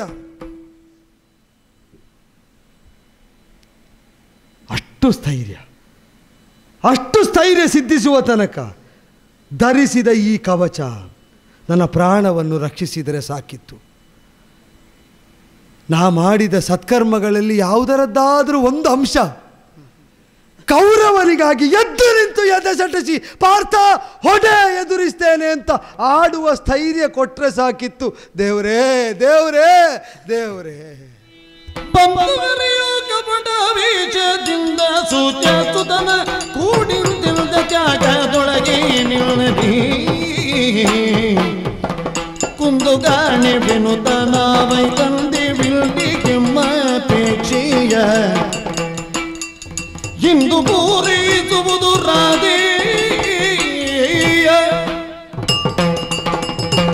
ಕರ್ಣ ಕರ್ಣ. ಯಾರದು? ಬ್ರಾಹ್ಮಣ. ಓ ವಿಪ್ರವರೇಣ್ಯ, ವಂದಿಸಿಕೊಂಡೆ ಇಲ್ಲಿಂದಲೇ. ಆಶೀರ್ವಾದ ಮಾಡಿದ್ದೇನೆ. ತಮ್ಮ ಔದಾರ್ಯ. ನಿನಗೆ ಮತ್ತೊಂದು ಹೆಸರಿದೆ ಅಂತಲ್ಲ. ಏನು ಸ್ವಾಮಿ? ದಾನಶೂರ ಕರ್ಣ ಎನ್ನುವುದೇ. ಅದೆಲ್ಲ ಗತದ ಜೊತೆಯಲ್ಲಿ ತಳುಕು ಹಾಕಿಕೊಂಡ ವಿಶೇಷಣಗಳು. ಆದರೆ ವರ್ತಮಾನ ರಕ್ತರಂಜಿತವಾಗಿರುವಾಗ ಶುಭ್ರಶ್ವೇತವಸನವನ್ನು ಧರಿಸಿದಂತಹ ಉತ್ತರೀಯ ವಿರಾಜಿತರಾದ ನೀವು ಈ ರಣಮಂಡಲಕ್ಕೆ ಯಾಕಾಗಿ ಬಂದ್ರಿ ಸ್ವಾಮಿ? ಬರಬೇಕಾದ ಸಮಯ ಹಿಂದೆ ಇತ್ತು. ಭೂತಕಾಲದಲ್ಲಿಯೇ ಬರಬೇಕಿತ್ತು. ಸಂದರ್ಶನಾಪೇಕ್ಷೆಯನ್ನು ಹೊಂದಿದಂತಹ ವಿಪ್ರರಿಗೆ ಮುಖ ತೋರಿಸುವುದಿಲ್ಲ ಅಂತ ಮುಖ ತಿರುಗಿಸಿದ್ದಿಲ್ಲ ಕರ್ಣ. ಅಂತೂ ಕೊನೆಗಾದ್ರೂ ಬಂದೆನಲ್ಲ. ನೀವು ನನಗೆ ಕಾಣುವುದು ಕೊನೆಗೇ ನೀವು ಬರುವುದು ಎಂಬುದು ಪೂರ್ವನಿಯತಿಯೋ ಅಂತ. ಇಲ್ಲದಿದ್ದರೆ ನಿಮ್ಮಂತಹ ವರ್ಚಸ್ಸುಗಳಾದ ವಿಪ್ರರನ್ನು ನಾನು ಕಂಡ್ರೆ ಹೇಗೆಲ್ಲ ಗೌರವಿಸಬಹುದಿತ್ತು ಅಂತ ನಾನೇ ಕಲ್ಪಿಸಿಕೊಳ್ಳುವುದು ಈ ರಣದಲ್ಲಿ ಕಾಣುವಾಗ ಹಾಗಾಯ್ತಲ್ಲ. ಇರಲಿ, ಅದು ನನ್ನ ಪಾಡು, ನೀವೇನಿಲ್ಲಿ ಅಂತ. ಕೇಳಿದವರಿಗೆ ಬೇಕಾದಷ್ಟು ಮೊಗೆದು ಕೊಟ್ಟವನು ನೀನು.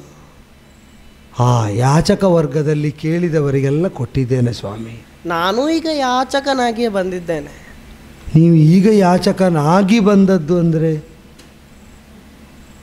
ನಿನ್ನಲ್ಲಿ ನೀವು ವರ್ಣದಿಂದಲೇ ಹಾಗಲ್ಲ, ಪ್ರತಿಗ್ರಹ ಯೋಗ್ಯವಾದಂತಹ ಅರ್ಹತೆಯನ್ನು ಹೊಂದಿದ ದ್ವಿಜರು. ನಾನು ಈಗ ಯಾಚಕನಾಗಿ ಬಂದಿದ್ದೇನೆ. ಆಶೀರ್ವಾದವನ್ನು ಮಾಡಬಲ್ಲ, ಮಾರ್ಗದರ್ಶನವನ್ನು ಮಾಡಬಲ್ಲ ನೀವು ಈಗ ಯಾಚನೆಗಾಗಿ ಬಂದಿದ್ದೀನಿ. ನಿನ್ನಲ್ಲಿಂದ ಪಡೀಬೇಕು ಅಂತೇಳಿ ನಾನು ಬಂದದ್ದು. ಸ್ವಾಮಿ, ಬಿಡುವುದಿಲ್ಲ ಅಂತ ಹಠ ತೊಟ್ಟು ಉಳಿಸಿಕೊಂಡದ್ದು ಒಂದು ಜೀವ ಮಾತ್ರ. ಈಗ ಏನನ್ನು ಪಡೆಯುವುದಕ್ಕೆ ಅಂತ ಬಂದಿದ್ದೀರಿ ಇಲ್ಲಿ? ಜೀವ ಮಾತ್ರ ಕಾಣುವುದಾ?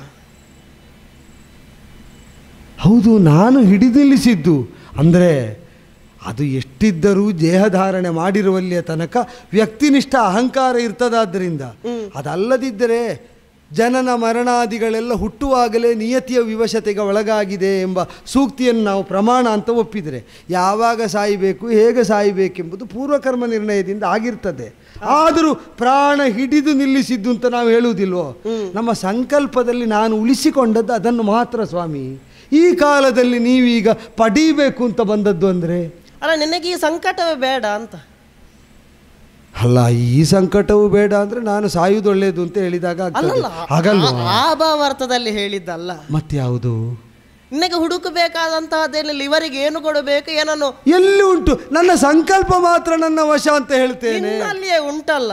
ಯಾವುದು? ನೀವು ರಥ ಕೇಳ್ತಾ ಇದ್ದೀರಾ? ಅಲ್ಲ, ಅದರ ಚಕ್ರವು ಹೂತು ಹೋಗಿದೆ ಸ್ವಾಮಿ. ನಿನ್ನೊಳಗಿರುವಂತಹದ್ದು ಯಾವಲ್ಲ ಅಸ್ತ್ರಗಳು ನನ್ನಲ್ಲಿ ಉಂಟೆಂಬುದೇ ಮರೆತು ಹೋಗಿದೆ. ಬತ್ತಳಿಕೆಯಿಂದ ಈ ಅಸ್ತ್ರ ಪ್ರತಿಪಾದಕವಾದ ಸರಳು ತೆಗೆದುಕೊಡ್ತೇನೆ ಅಂತ ಹೇಳಲಿಕ್ಕೆ ನನಗೆ ಕಾಣುವಂತಹ ಕುಂಡಲವನ್ನೇ ಕೊಡು. ಕುಂಡಲವನ್ನು ನಿಮಗೆ ಕರ್ಣ ಮಾತ್ರ ಕಂಡದ್ದಲ್ಲ, ಕರ್ಣನ ಕುಂಡಲವು ಕಂಡಿದೆ. ಕುಂಡಲ ಇದ್ದ ಕರ್ಣ ಕಂಡಿತು.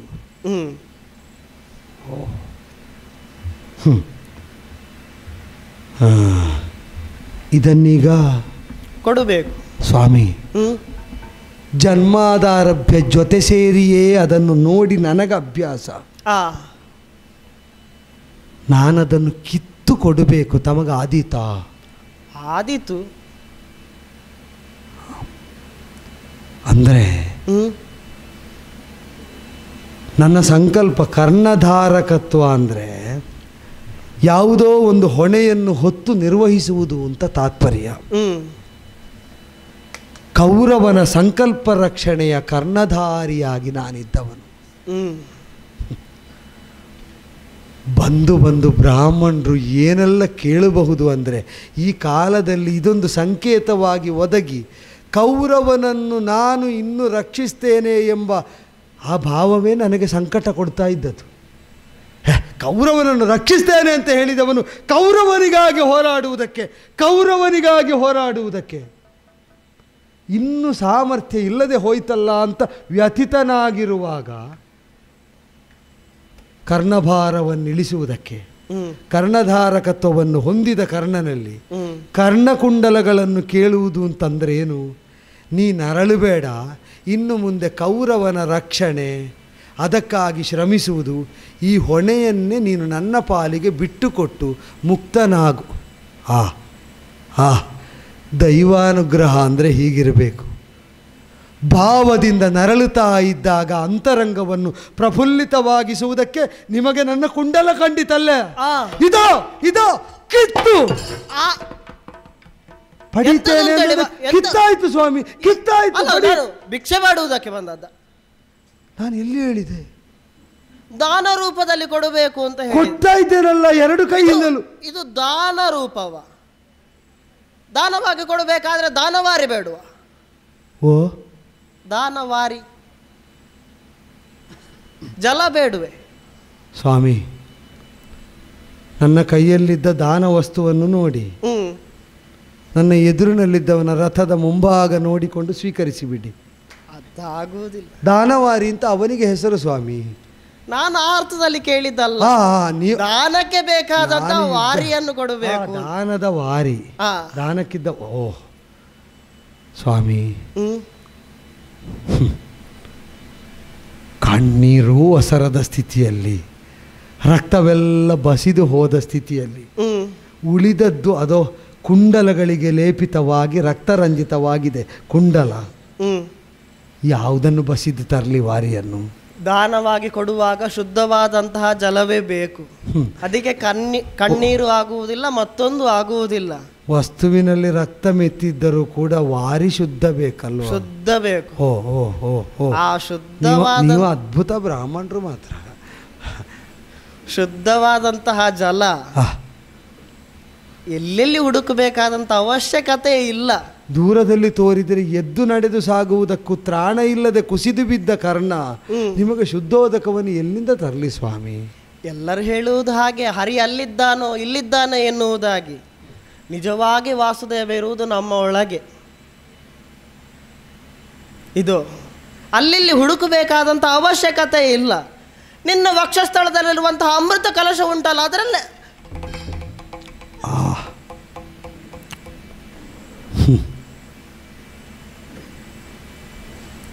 ನನ್ನ ಅಪ್ಪನಾದ ಸೂರ್ಯ ಭಗವಂತನ ವಕ್ಷಸ್ಥಳದಲ್ಲಿರುವುದು ಸವಿತೃಮಂಡಲ ಮಧ್ಯವರ್ತಿಯಾಗಿ ಸದಾ ಧ್ಯೇಯ ವಸ್ತುವಾದಂತಹ ಪರಾವಾಸುದೇವ.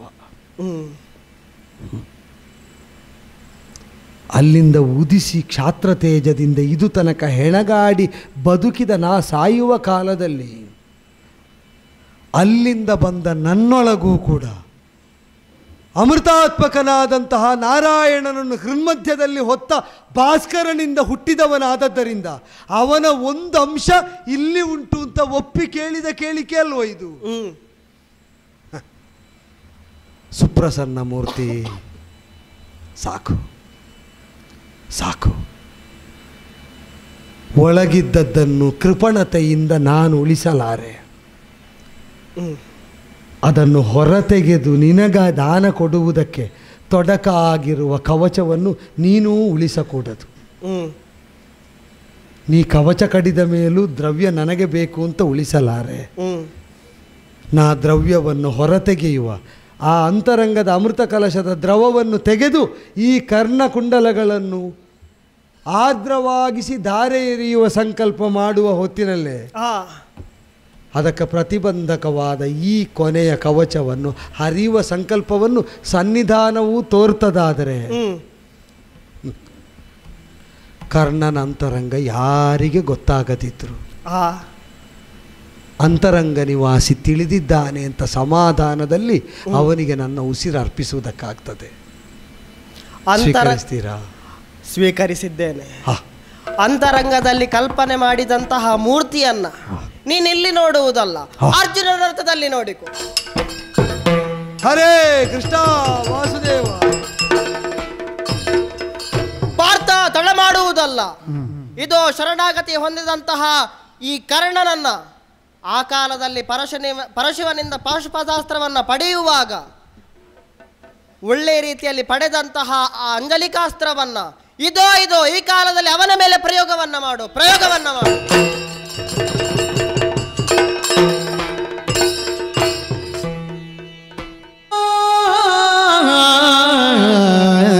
ಯಕ್ಷ ಹಬ್ಬ ನಮ್ಮ ಮನಸ್ಸು ಮಸೂತ್ರದ ನವೀರಾದ ಕಬ್ಬ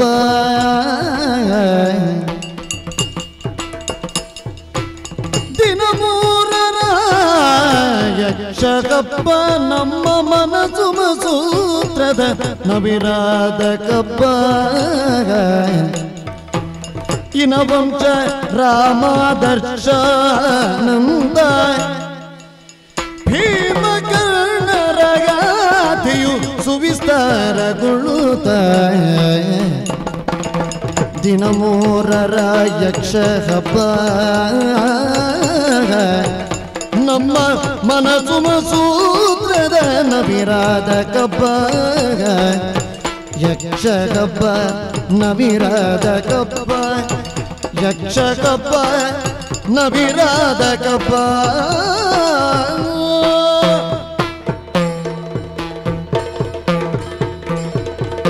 ಇದುವೆ ನಮ್ಮಯ ಕಾಮದೇವಿಗೆ ಮಧುರ ಗಾತೆಯ ಬಾಲ ನುಡಿಗಳ ಸುದೆಯ ಸವಿಯಲ್ದೆಣಿಸಿ ನೀಡುವ ಚತುರ ನೈವೇದ್ಯ ಎಂದು ಬಂಧವ ಉಳಿಸಿ ಪೊರೆಯೈ ಮುಂದೆ ನಮ್ಮನು ಕಾಯ್ದು ಸಲಗೈ ಎಂದು ಬಂಧವ ಉಳಿಸಿ ಪೊರೆಯೈ ಮುಂದೆ ನಮ್ಮನು ಕಾಯ್ದು ಸಲಗೈ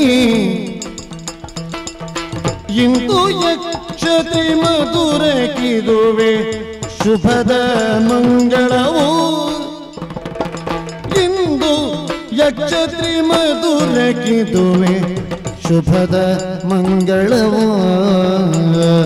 ಜಯದ ಮಂಗಳವು ಇದು ಶುಭದ ಮಂಗಳವು ಇದು ಶುಭದ ಮಂಗಳವು